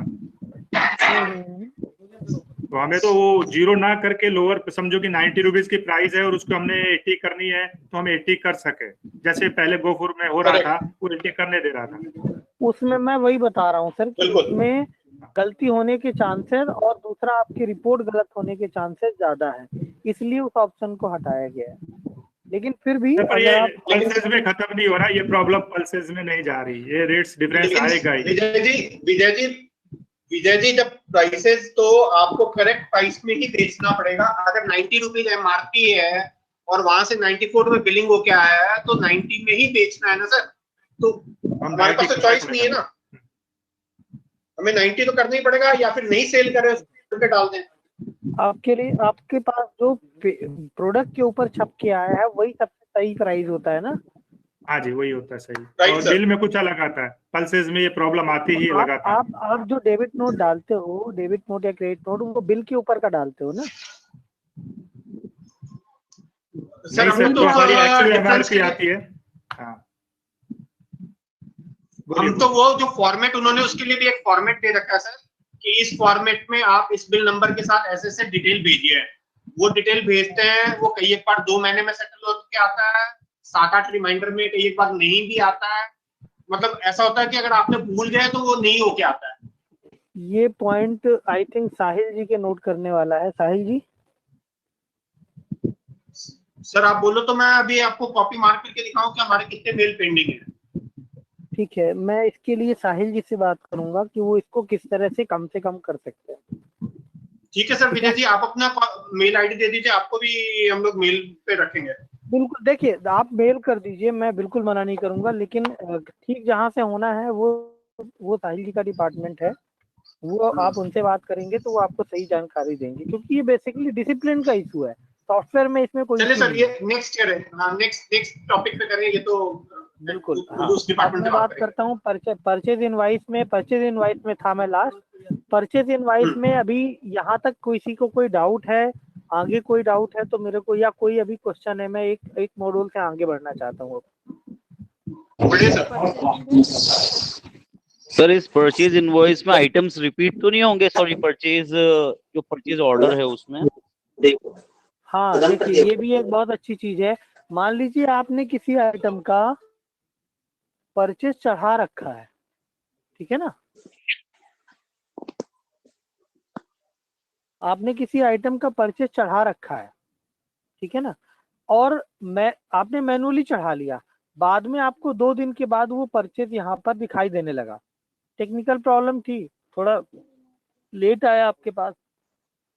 अब देखिए 16-12 की एक डमी डोमेन है, 16-12 की एक परचेज है, डेफिनेटली दिसंबर की परचेज अभी तक मैंने होल्ड तो करी नहीं होगी, मैंने इसको चढ़ा ली है, तो ये दोबारा ना चढ़ जाए गलती से, हालांकि गलती होगी नहीं क्योंकि इनवाइस नंबर पर वो एंट्री सेव नहीं करेगा, लेकिन फिर भी ये गलती से चढ़ ना जाए, इसके लिए एक कैंसिल बटन है, ये देखिए, यहाँ से मैं इसको हटा देता हूँ कि ये गलती से दोबारा ना चढ़ जाए, मेरी पेंडेंसी यहाँ से कम हो जाए, तो ये प्रोविजन है यहाँ पर हटाने का इसमें, ठीक है। मुझे तो कर रही है सर। एक बार अनम्यूट करके बोलिए सर। एनुअल बिल चढ़ाया है, अगर उसमें कोई आइटम गलती हो गई तो उसको एडिट करना है तो एडिट कर सकेंगे परचेज में। सेम परचेज में एडिट का ऑप्शन देखिए अभी तक तो नहीं दिया था, अभी शायद पीआई में एडिट का ऑप्शन हमने दे दिया है या 1-2 दिन में देने वाले हैं। ठीक है ना। हेलो, हाँ जी, हम लोग वो अदिति का कैसे बिल में परचेज करूंगी इनवॉइस? मैंने बताया ना आपको, अदिति ने अगर आपको बिल किया है तो आप डायरेक्टली यहाँ से भी परचेज में जाके कर सकते हैं, परचेज में फ्रॉम एसआई कंट्रोल F7। अब देखिए ये बिल क्यों नहीं आ रहा, क्योंकि अदिति ने आपको बी पॉज का बिल नहीं दिया है, तो आप पहले अदिति को ये बोलिए कि आप बी पॉज का ही बिल दीजिए मुझको, तभी मैं आपसे परचेज लूंगी। और जो परचेज हो चुका है 2 बिल उसको मैनुअली चढ़ाना पड़ेगा मैम। मैडम जो आ चुका है वो तो पैसे मैनुअली चढ़ाने चाहिए। 1 मिनट होल्ड नहीं, कर। अभी अप्रैल में आया है लेकिन उन्होंने नहीं दिया। सर देखिए ना एक बार ट्राई करके इनके एसडी के परचेज के लिए। हाँ एक मैंने नोट कर लिया है सर, मैं अभी ट्रेनिंग के बाद ही बात करूंगा उनसे, ठीक है। हाँ जी ओके। 1 मिनट होल्ड करिए।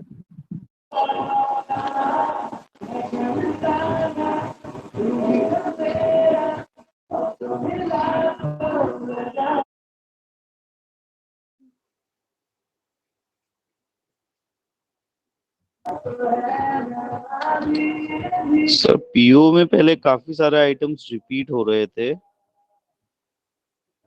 सैंपल पीओ में। 1 मिनट होल्ड करेंगे सर, 1 मिनट होल्ड करिए।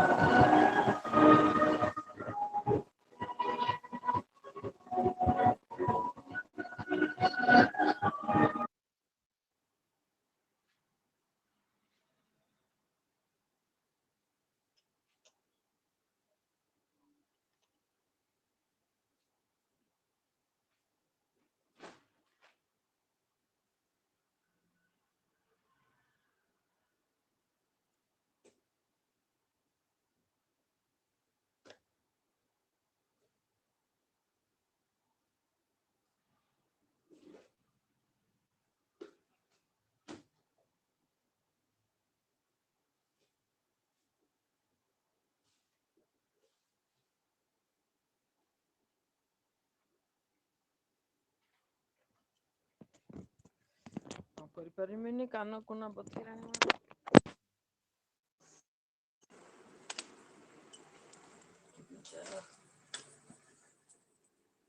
हेलो, तो फिर मैं परचेज इनवाइस से आगे बढ़ता हूँ। हेलो सर, एक चीज थी, एक क्वेरी थी सर परचेज इनवॉइस की। बताइए सर जैसे पहले हमको पीओ हम लगाते थे, जो पहले पीओ फॉर्मेट था उसमें उसका अमाउंट कोरोस्पेंडिंगली हमको सामने दिख जाता था और टोटल भी दिख जाता था। यहाँ पर पीओ हम अपलोड कर देंगे, उसके बाद हमको टोटल अमाउंट मालूम पड़ेगा। तो सर ये एक्सेल नहीं फॉर्मेट ऐसा का आप नहीं, ऐसा ही बना दें, नहीं सर ऐसा ऐसा बना नहीं, दे कि वहीं पे दिख जाए हमको फॉर्मेट में अमाउंट नहीं टोटल। नहीं सर, मैं बता रहा हूँ। पीओ का जो टोटल है, देखिए क्या होता है ना, टेक्निकल जो चैलेंजेस होते हैं वो आपको वैसे नहीं मिलेंगे। इंपोर्ट का एक फॉर्मेट होता है, अगर आप पूरा का पूरा आपका जो पीओ है जिस फॉर्मेट में आप मेल करते हो वो फॉर्मेट ही अगर आप चाहते हो पीओ का, तो वो फॉर्मेट फिर इंपोर्ट नहीं होगा, फिर आपको वही फॉर्मेट यूज करना पड़ेगा। देखिए जब आप बोल रहे हो कि मेरे को एक्सेल पे ही मिल जाए, तो जैसे ही आप एक्सेल इंपोर्ट करते हो यहीं पे आपको अमाउंट मिल जाता है या नहीं, यहाँ पर। और फिर आपको मान लीजिए किसी आइटम में कोई चेंज करना है तो आप यहीं पे पीओ पे जाके चेंज कर लीजिए। मतलब ये अच्छा सिर्फ सर, और समझ पहले का फेर है कि मुझको एक्सेल पे करना है या पीओ पे करना है, ये सिर्फ समझ का फेर है बस। ओके सर, और दूसरा पहले काफी सारे आइटम्स रिपीट भी हो रहे थे सर पीओ में, अब वो पीओ में आइटम रिपीट होने का मतलब है कि एक आइटम के मल्टीपल कोड, उसके बारे में मैंने अभी थोड़ी देर पहले बताया है। वो फीचर ऑलरेडी इसमें है, अभी 10 तारीख तक 12 तारीख तक वो काम भी कर रहा था, बट किसी न किसी गलत इनपुट की वजह से अभी टेम्परेरी हमको उसको डिसेबल करना पड़ा है। जैसे ही वो अभी चालू होगा हम उसको फिर से इनेबल कर देंगे, तो आपसे किसी भी कोड में ऑर्डर लगाओ हमेशा सही कोड पे ही ऑर्डर जाएगा, ठीक है। हेलो सर, वो ऑलरेडी इसमें अवेलेबल है फीचर। हेलो सर, मेरी एक क्वेरी है। बताइए। सर वो जो इनवॉइस अपलोड कर रहे थे ना, उस फॉर्मेट में जाइए। परचेज इनवॉइस, हाँ, जो मतलब हम लोग बीआई लोड करते हैं ना, वहाँ पे इनवॉइस में एडवाइस आता है ना सर, वो वाला। ओके, ये लोड फ्रॉम सैप या फिर इंपोर्ट या फिर ये एसएपी। हाँ जी, ये लोड करिए सर। मैं डाउट एक पूछ, वहाँ पे ना हम लोग क्वांटिटी एडिट कर सकते हैं क्या? जैसे लाइक वही नीम तुलसी फेस वॉश जार का। वही मैं सोच रहा था अभी तक ये किसी ने पूछा क्यों नहीं। क्योंकि गोफ्रुगल में तो ऑप्शन नहीं है। मैं बताता हूँ, देखिए ये हालांकि नहीं होना चाहिए, क्योंकि आचार्य जी ने जब अभी मीटिंग ली थी last time PMS SD distributor सभी की, तो आचार्य जी का सीधा निर्देश था कि जहां से भी परचेज आपको आती है उनको, क्योंकि ओरिजिन पॉइंट को ही आपको ठीक करवाना चाहिए, आपको करना चाहिए, हमें ठीक करना चाहिए, सभी को जहां से गलती हो रही है उस पॉइंट को हिट करना चाहिए, ना कि हम जो उसको रिसीव कर रहा है उसके पास में कोई सुधार का ऑप्शन देने से वो ठीक होगा। लेकिन अब उस बात आपके को तो पास 5 महीने बीत गए सर, कुछ भी नहीं होता, वो होता ही नहीं है ना सर, करेक्शन नहीं होता। आप ट्रेनिंग में बैठे हो, क्लेम की सीट पे नहीं बैठे हो, प्लीज थोड़ा सा ध्यान रखो। मैं आपको बता रहा हूँ उसके आगे कैसे करना है वो भी मैं बता रहा हूँ, ठीक है ना। मैंने अभी आपको होल्ड 2 मिनट के लिए किया था, तो मैंने कंसर्न डिपार्टमेंट को इस बारे में कह दिया है कि इसको आप इमीडिएट एक्शन लेके इसको कम करवाइए। आपको मैंने अभी 2 मिनट पहले होल्ड किया था ना, मैंने उनको बुला के इस चीज के बारे में बोला है, ठीक है ना। अब बात करते हैं जो मैडम बोल रही हैं। मान लीजिए ये क्वांटिटी है बेसन की, आप मैडम ऐसा बोल रहे हो कि ये क्वांटिटी 5 और या 10 है आपके पास, 2 अलग अलग बैचेस में है, ये बोल रहे हो आप? नहीं नहीं नहीं, अभी एग्जांपल नीम तुलसी फेस वॉश जार है सर, 36 पीस आता है, लेकिन हम लोग बेचते हैं एक, तो हम लोग वैल्यू नहीं चेंज करेंगे, लेकिन यहाँ पे अगर 36 पीस और उसका कार्टन है ना जो, उसको पीस कर देंगे तो वैल्यू नहीं, नहीं उस चेंज केस में नहीं, उस केस में एमआरपी चेंज पे एमआरपी चेंज करना पड़ रहा है। वो भी वो 7 या 8 आइटम है जो एक बड़ा चैलेंज है उसको कन्वर्ट करना, अभी भी वो हमारे लिए चैलेंज है, वो हमारे पास है। अगर आप लोगों के पास कोई ऐसी लिस्ट हो बनी हुई तो आप मुझको शेयर कर दें, अदरवाइज मैं, मेरे पास वो लिस्ट है जितने आइटमों की ऑलरेडी है मेरे पास, तो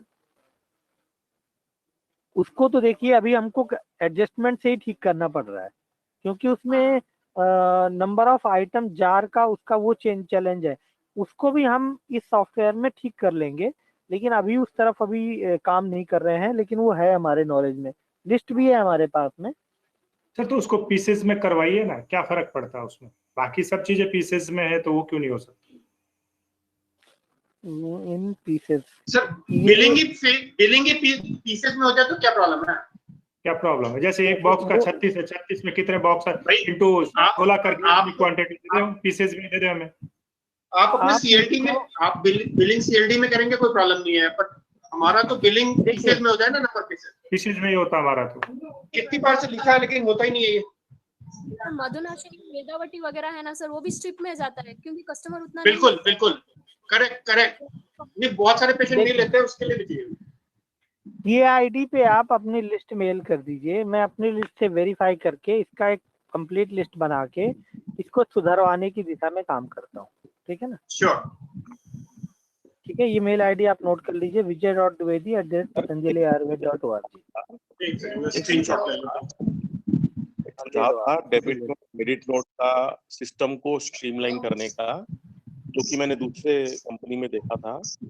इसी सॉफ्टवेयर में एक debit note credit note control module attach किया जाए, जिसमें हम रेट डिफरेंस, डैमेज और एक्सपायरी जैसा ऑप्शन चूज करके सिस्टम में ही हम debit note credit note raise कर सके डायरेक्टली। मैं आपको जो ऑप्शन दिखा रहा हूँ, कौन सा आप बोल रहे हैं? PMS 245 PMS 245। हाँ, मैं आपको अभी डेबिट नोट और क्रेडिट नोट का जो ऑप्शन दिखाऊंगा वो गोफ्रुगल से बहुत इजी है, और आप एक बार में रेट डिफरेंस कैसे डाल सकते हैं वो मैं आपको अभी करके दिखाऊंगा। उसमें हमको फोटोग्राफ अपलोड करने का भी ऑप्शन चाहिए। फोटोग्राफ अपलोड डैमेज के लिए?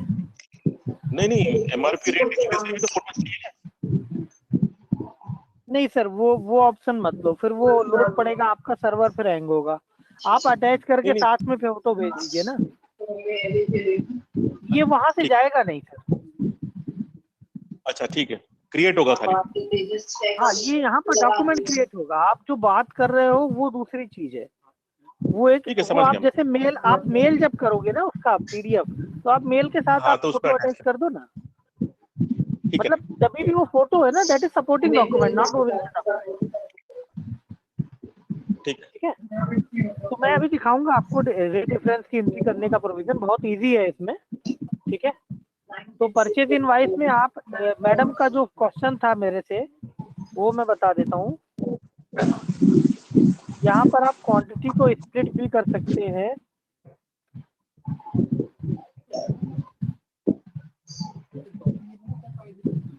एक मिनट,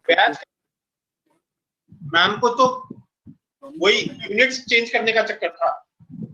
नहीं, एक और आता है आपके पास में। जैसे मान लीजिए बेसन 500 ग्राम DCR 2006 आपके पास आया तो यही है, ठीक है ना, इसी MRP पे आया है, लेकिन ये 2 अलग अलग बैच में आ गया। अब आप कैसे चेंज करोगे? आप बैच तो बदल सकते हो, लेकिन एक तो यही बैच है और दूसरा आपका अलग बैच है। आपको नीचे एक आइटम, इसको आप 5 करोगे और इसको नीचे ऐड करने का प्रोविजन जो है, ये ऑप्शन यहाँ पर हमने दे दिया है, जो कि गोफ्रूगल में नहीं था अभी तक, ठीक है। कहाँ से अपने आप ही नीचे वहां जाके कॉलम पे ऐड कर सकते हैं या ऐड करने को तो मैं आपको ऐड, ये अभी 10 क्वांटिटी था, मैं अभी इसको 5 करके और फिर नीचे 5 और ऐड कर रहा हूँ। स्क्रीन नहीं दिख पा रही है, कहाँ ऐड कर रहे हो?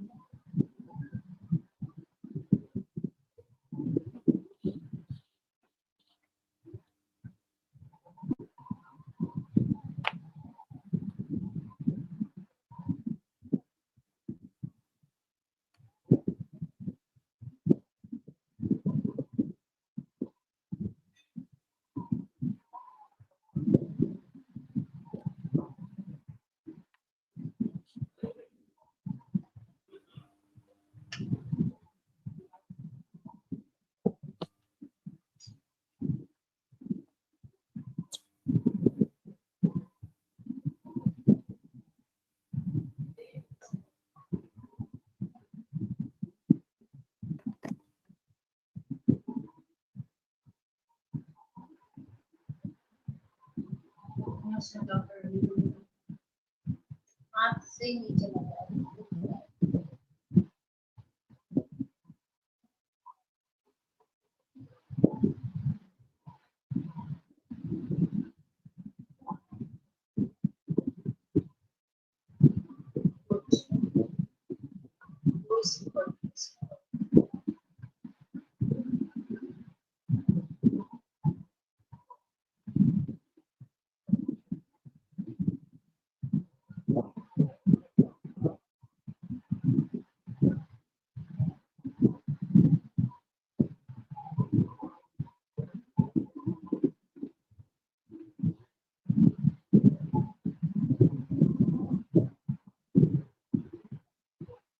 हाथ में रख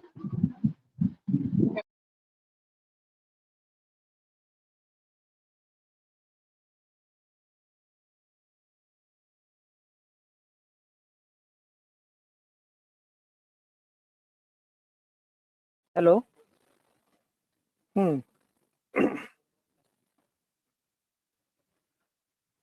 देखिए, जैसे ये 2 कार्टन है, लेट से 3 कार्टन है, मैं इसको 2 करूं और फिर यही आइटम 70690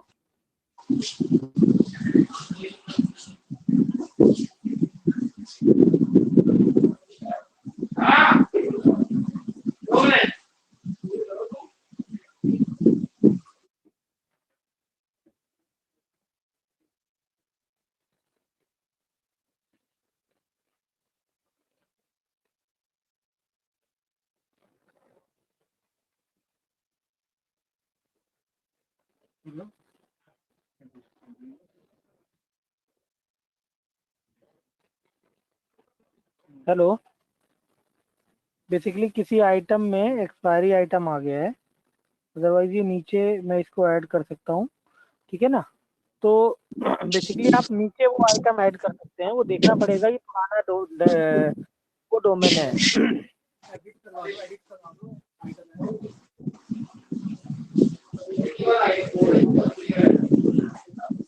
ठीक है सर, तो ये तरीका है एक इसको पीआई एडिट करने का। अभी अगला क्वेश्चन। स्क्रीन नहीं शो हो रही सर। शायद मेरे पास इंटरनेट, आपके पास किसी ने वीडियो तो नहीं ऑन कर रखा है?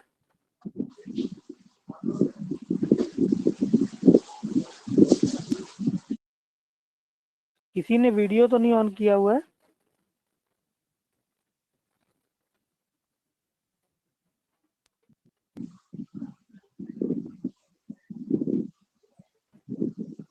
अभी स्क्रीन शो हो रही है? नहीं सर।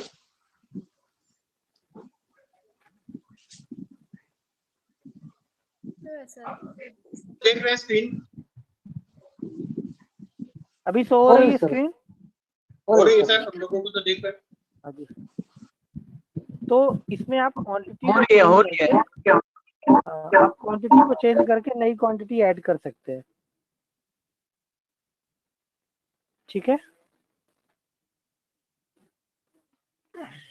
आगे बढ़े सर। परचेज इनवाइस के आगे सर ये परचेज इनवॉइस में जो ऑप्शन,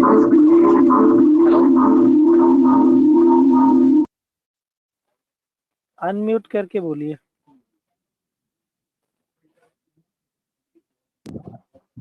हेलो सर, आपने मोबाइल और डेस्कटॉप दोनों से ज्वाइन कर रखा है और दोनों में अनम्यूट कर रखा है, किसी एक जगह म्यूट करिए।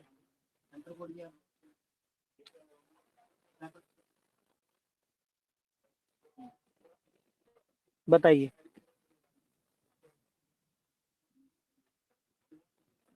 हेलो, मैं ये कहता कि जो ऑप्शन परचेज, जब परचेज इनवॉइस आती है।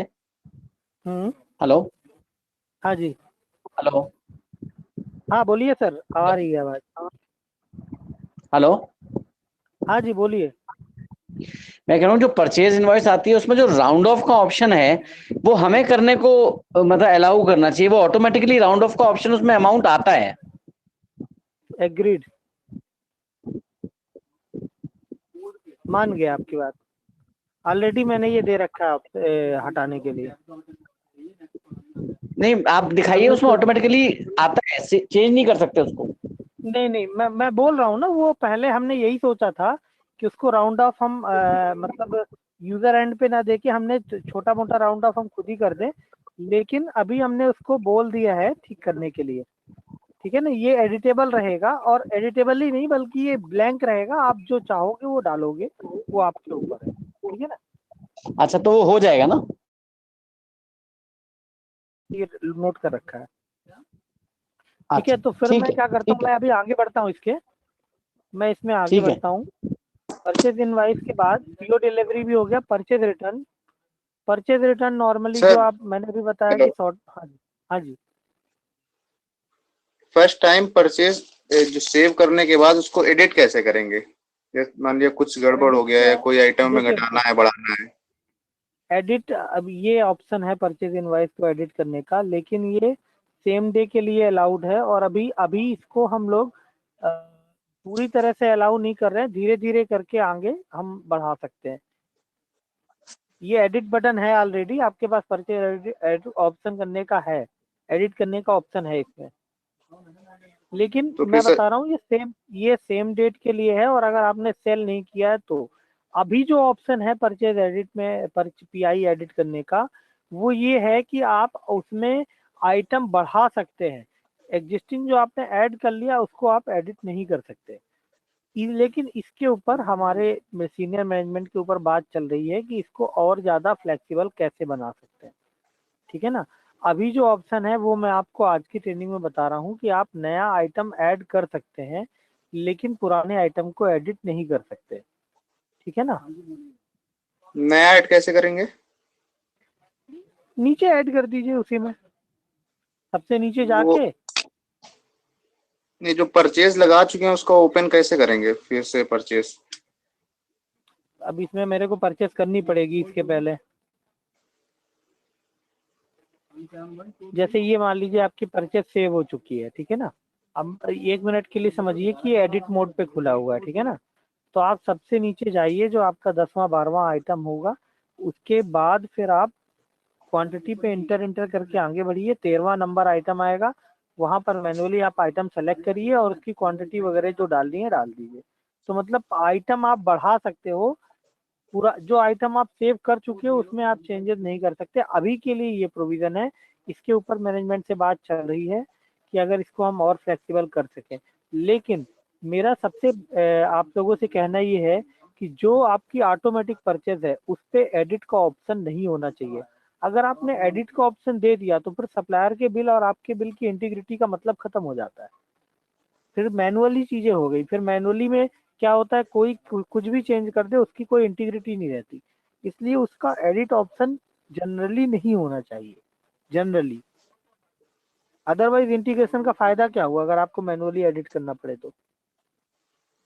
परचेज लगाने के बाद एडिट जो करना है, मतलब फाइनल डिलीवरी करने के पहले पीओ डिलीवरी से लोकल लेवल पहले पे डिस्ट्रीब्यूटर से परचेज होती है तब एडिट की जरूरत होती है।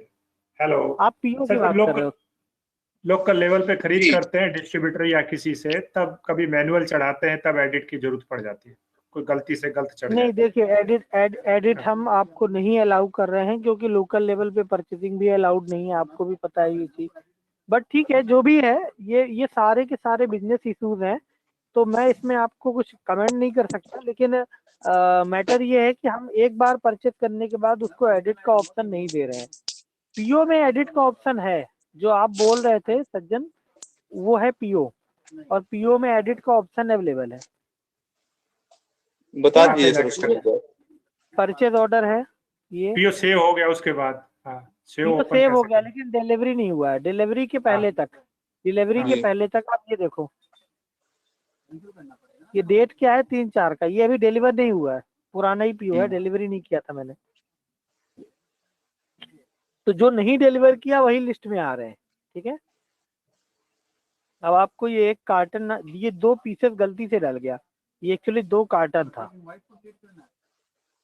मैंने 2 कार्टन करके सेव कर दिया, गलती हो गई थी मुझसे। अगर मैंने डिलीवरी नहीं किया तो देखिए मैं 3 मार्च के भी पीओ को एडिट कर पा रहा हूँ। एक बार सामने वाले के पास पहुंच गया फिर एडिट का स्कोप कहाँ रह जाता है, ठीक है। तो कैसे पता लगेगा उनको डिलीवर हो गया? हमें कंफर्मेशन आएगी कोई? नहीं, आपके पास कंफर्मेशन है ना, ये देखिए। हाँ, पेंडिंग दिखाएगा तो कैसे उनको? ये स्टेटस में दिखाएगा, बेसिकली पेंडिंग नहीं है, डमी डोमेन है, इसलिए सर यहाँ पर पीओ डिलीवर्ड या नॉट डिलीवर्ड होता है। अब देखो ये बेसिकली जितने जितने हो गए हैं ना वो डिलीवर्ड में होने चाहिए, ठीक है ना।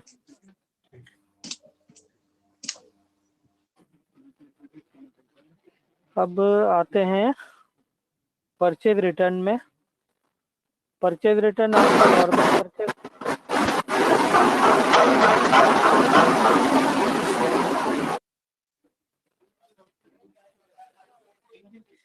परचेज रिटर्न आपका नॉर्मल परचेज की तरह ही, परचेज रिटर्न जैसे गोफुगल में था वैसा ही है। थोड़ा सा इसमें चेंजेस ये है कि हम हर उस पार्टी का परचेज रिटर्न कर सकते हैं जिससे हमने इस पर्टिकुलर सॉफ्टवेयर में परचेज लिया हो या हमने पिछले किसी सॉफ्टवेयर में परचेज लिया हो, उसका भी कर सकते हैं। रेफरेंस नंबर देखिए, मैंने सबसे पहले सप्लायर सेलेक्ट किया किससे मैंने मटेरियल लिया था, फिर इंटर किया, जितने भी परचेज इनवाइस मैंने बनाई है उनमें से मैं सेलेक्ट कर सकता हूँ, ये लिस्ट आ गई। इसमें वही आइटम आएंगे जो मैंने परचेज किए थे, सारे पूरी की पूरी लिस्ट आइटम की नहीं आएगी, और वही क्वांटिटी आएगी। पिछले सॉफ्टवेयर में क्या था, आप सिर्फ और सिर्फ उसी का परचेज रिटर्न कर सकते थे जो आपने उस सॉफ्टवेयर में बनाया, या लेकिन इसमें रेफरेंस नंबर तो नहीं आएगा ना सर उसका, पिछले सॉफ्टवेयर का? सुनिए मैं बता रहा हूँ, पिछले सॉफ्टवेयर में manual purchase return easy task नहीं था, उसके लिए दूसरा लॉगिन आईडी होता था, रिटर्न करके आईडी होता था, वहां से हम करते थे तब जाके होता था। यहाँ पर ये एक ही स्क्रीन पे आपको दे दिया है। जैसे आपने यहाँ पर सेलेक्ट किया परचेज बिल, ठीक है, कोई भी परचेज बिल आपने सेलेक्ट किया, मान लीजिए आपको परचेज बिल सेलेक्ट नहीं करना, मैनुअली डालना है। आपने सप्लायर सेलेक्ट किया और यहाँ पर मैनुअली टाइप कर दीजिए, ये आपका परचेज इनवॉइस नंबर हो गया, ठीक है ना। आपका इनवॉइस का डेट यहाँ डाल दीजिए। फिर आप जब आइटम सेलेक्ट करेंगे ना, उस केस में आपको सारे आइटम दिखाई देंगे, जितने भी आपके आइटम मास्टर में होते हैं सभी के सभी। मतलब आप कोई भी हर चीज आपके लिए मैनुअल हो गई इस केस में। अब चूंकि आप परचेज रिटर्न कर रहे हो, इसलिए आइटम आपके पास स्टॉक में होना चाहिए, ठीक है ना। रिटर्न मतलब मेरे पास होगा तब तो मैं रिटर्न करूंगा। 168 पीस थे टोटल, मैं इसमें से कितने रिटर्न कर सकता हूँ? कम से कम 160, मैक्सिमम 168 से ज़्यादा मैं नहीं कर सकता, ठीक है। कॉस्ट प्राइस किस रेट में रिटर्न करना है, हो सकता है मैंने परचेज किसी और रेट से किया, हो सकता है एमआरपी कुछ और रहा हो, इस तरह से मैं कुछ भी चेंज कर सकता हूँ। मतलब मेरे लिए सारी चीज़ें मैनुअल हो गई अभी इसमें, ठीक है ना। अगर आप ऑटोमेटिक लेते हो रेफरेंस नंबर के अगेंस्ट में, उस केस में ये सारे के सारे सेलेक्टेड होते हैं, सेलेक्ट करने होते हैं, आपको सिर्फ क्वांटिटी डालने का प्रोविजन होता है, दैट्स इट, ठीक है ना। तो मतलब दोनों चीजें मैनुअल या ऑटोमेटिक दोनों एक ही जगह से हो रही हैं, ठीक है। अब मैं आता हूँ सेल्स में। सेल ऑर्डर मैंने बताया था, सेल ऑर्डर की जरूरत आपको नहीं पड़ती है, प्रोफार्मा की भी जरूरत नहीं पड़ती है, सेल इनवाइस और सेल रिटर्न की पड़ती है। सभी से रिक्वेस्ट है कि हम लोग थोड़ा सा अभी जल्दी इसको क्लोज करते हैं, क्योंकि अभी 2 घंटे 2.5 घंटे करीब होने वाले हैं, तो इसको फिर ये खत्म ही नहीं होगा अगर हम इस तरह से चले इसी स्पीड से, तो ठीक है ना। टैक्स इनवाइस, टैक्स इनवाइस में मेगा स्टोर्स के लिए कोई जरूरी नहीं है आइटम होना, सॉरी कस्टमर होना। आप बारकोड पे जाके स्कैन करते हैं। अभी मेरे पास स्कैनर नहीं है, आपके पास स्कैनर होगा तो आप लोग ऑलरेडी जो लोग काम कर रहे हैं उनको पता है, तो आइटम आ जाता है, ठीक है, क्वांटिटी आ जाती है। आप इसको मैनुअली भी सेलेक्ट कर सकते हैं। मैं ये चीजें इसलिए आपको बता रहा हूँ, ये जो जीरो था ना, ये आप अभी अभी एक नई चीज आई है, पहले ये हमने कर रखा था कि बाय डिफॉल्ट 1 ही रहेगा सभी के लिए, ठीक है ना। वो कॉन्फ़िगरेशन अभी हमने ऑटोमेटिक में करके कॉन्फ़िगरेशन बेस पर कर दिया है। हेलो, ये जो क्वांटिटी है, ये डिफॉल्ट क्वांटिटी 1 होगी या नहीं होगी, ये हमने अभी कॉन्फ़िगरेशन बेस पर कर दिया है। कॉन्फ़िगरेशन, ऐप कॉन्फ़िगरेशन,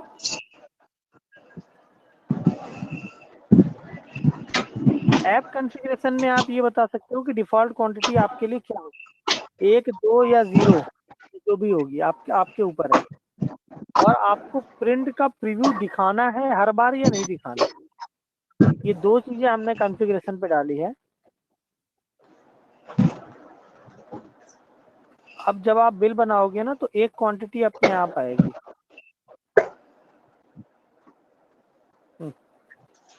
कुछ प्रॉब्लम है इसमें।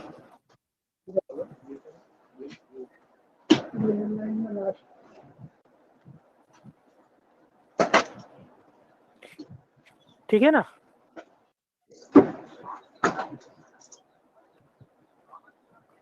नहीं आ रही साहब। मैं बोल रहा हूँ ये कोई टेस्टिंग डोमेन है, इस वजह से इसमें हो सकता है कॉन्फ़िगरेशन ना हो।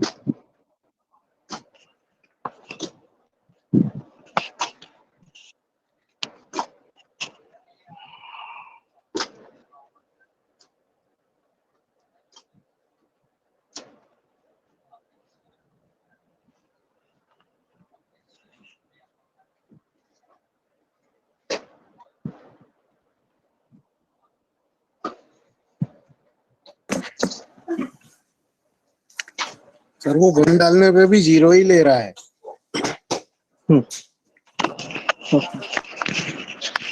सर उसके बाद एक बार आपको लॉग आउट करना पड़ेगा, इसलिए नहीं ले रहा है। एक बार मैं करके देखता हूँ, वो सेटिंग करने के बाद में।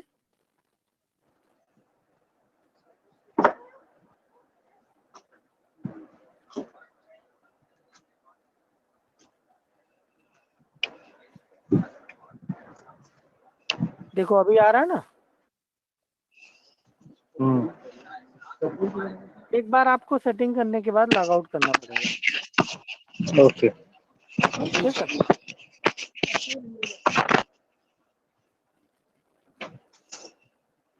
तो ये नॉर्मल तरीका है बिल बनाने का। प्रॉब्लम आ रही है कि सर ये जो स्क्रीन पे एमआरपी दिखाता रहता है ना आइटम के आगे, वो बहुत गलत गलत दिखा रहा है। कहाँ पर? जब अपन आइटम सेलेक्ट करते हैं ना, जब आप विंडो पे LOB की सेलेक्ट बात करते कर हैं, आप हाँ इसकी सर, बात कर रहे हैं। ये जब, हाँ इसमें ये एमआरपी बहुत गलत दिखा रहा है, जब बहुत ज्यादा वेरिएशन है। ये इशू भी आज रात में फिक्स हो गया है। चलिए, आपने आज का कोई केस है तो बताइए। नहीं सर, मैं आज और मैं गया नहीं स्टोर पे, आज मेरे स्टाफ लोग भी ऑपरेट कर रहे थे तो मैंने देखा नहीं है। आज मैं चेक कर लेता। मैं ताजा खबर बता रहा हूँ, ये कल तक प्रॉब्लम था, आज ये इशू नहीं क्लोज हो गया सर है। सर वो उनका जो है वो जो बोल रहे हैं वो अलग चीज बोल रहे हैं, आप अलग बोल रहे हो। आप ये बोल रहे हो कि जो फीफो बेसिस पे पहले ले रहा था ना, तो अभी वो 2 रेट आने पे वो पूछने लगा है कि कौन से रेट का बिल करना है। लेकिन अभी भी जो सिलेक्शन वाली रो है ना सर, ये जो आप सिलेक्शन विंडो पे हो, इस पे अमाउंट गलत ही आ रहा है। इस पे जो एमआरपी दिख रही है ना, और वो जो सेलेक्ट होने के बाद में एमआरपी आएगी वो अलग आएगी। मुझको सर पता है, वही मैं भी कह रहा था दोनों को कि इस पे गलत दिखा था। दोनों केसेस अलग अलग है, मुझको पता है। एक केस ये था कि एमआरपी दोनों अलग अलग है तो सिलेक्शन की विंडो क्यों नहीं आती है। हाँ ठीक जी, है ना। दूसरा ठीक केस हो गया। ये है कि वो ठीक हो गया। दूसरा केस ये है कि यहाँ पर ये जो 121 दिखा रहा है, जैसे ही मैं इसको क्लिक करूंगा, ठीक है ना, अभी एमआरपी कितना दिखाई दे रहा है? 10 रुपए। रुको, ये 121 स्टॉक था आई थिंक। आप पल्सेस में कोई चीज लो ना सर, इसमें मत लो। बिस्किट में तो सेम ही आएगा, पल्सेस में लो आप कुछ आइटम। क्या नाम रहता है उसका? मलका मसूर लिख लो आप। नहीं ये तो डिटर्जेंट है। हाँ आप कोई दाल जैसे सेलेक्ट करो। हाँ 66 एमआरपी है ना। हाँ ये देखिए, आप इसकी बात कर रहे हो ना? हाँ जी। क्यों नितिन?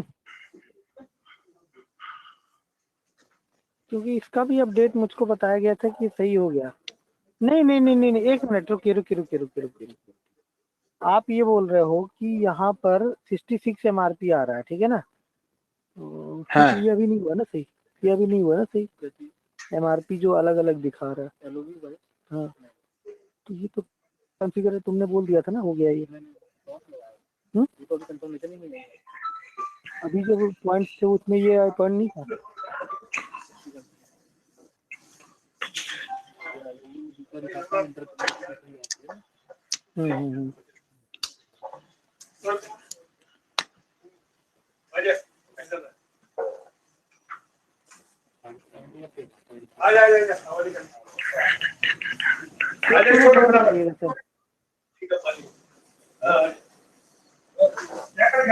बोल।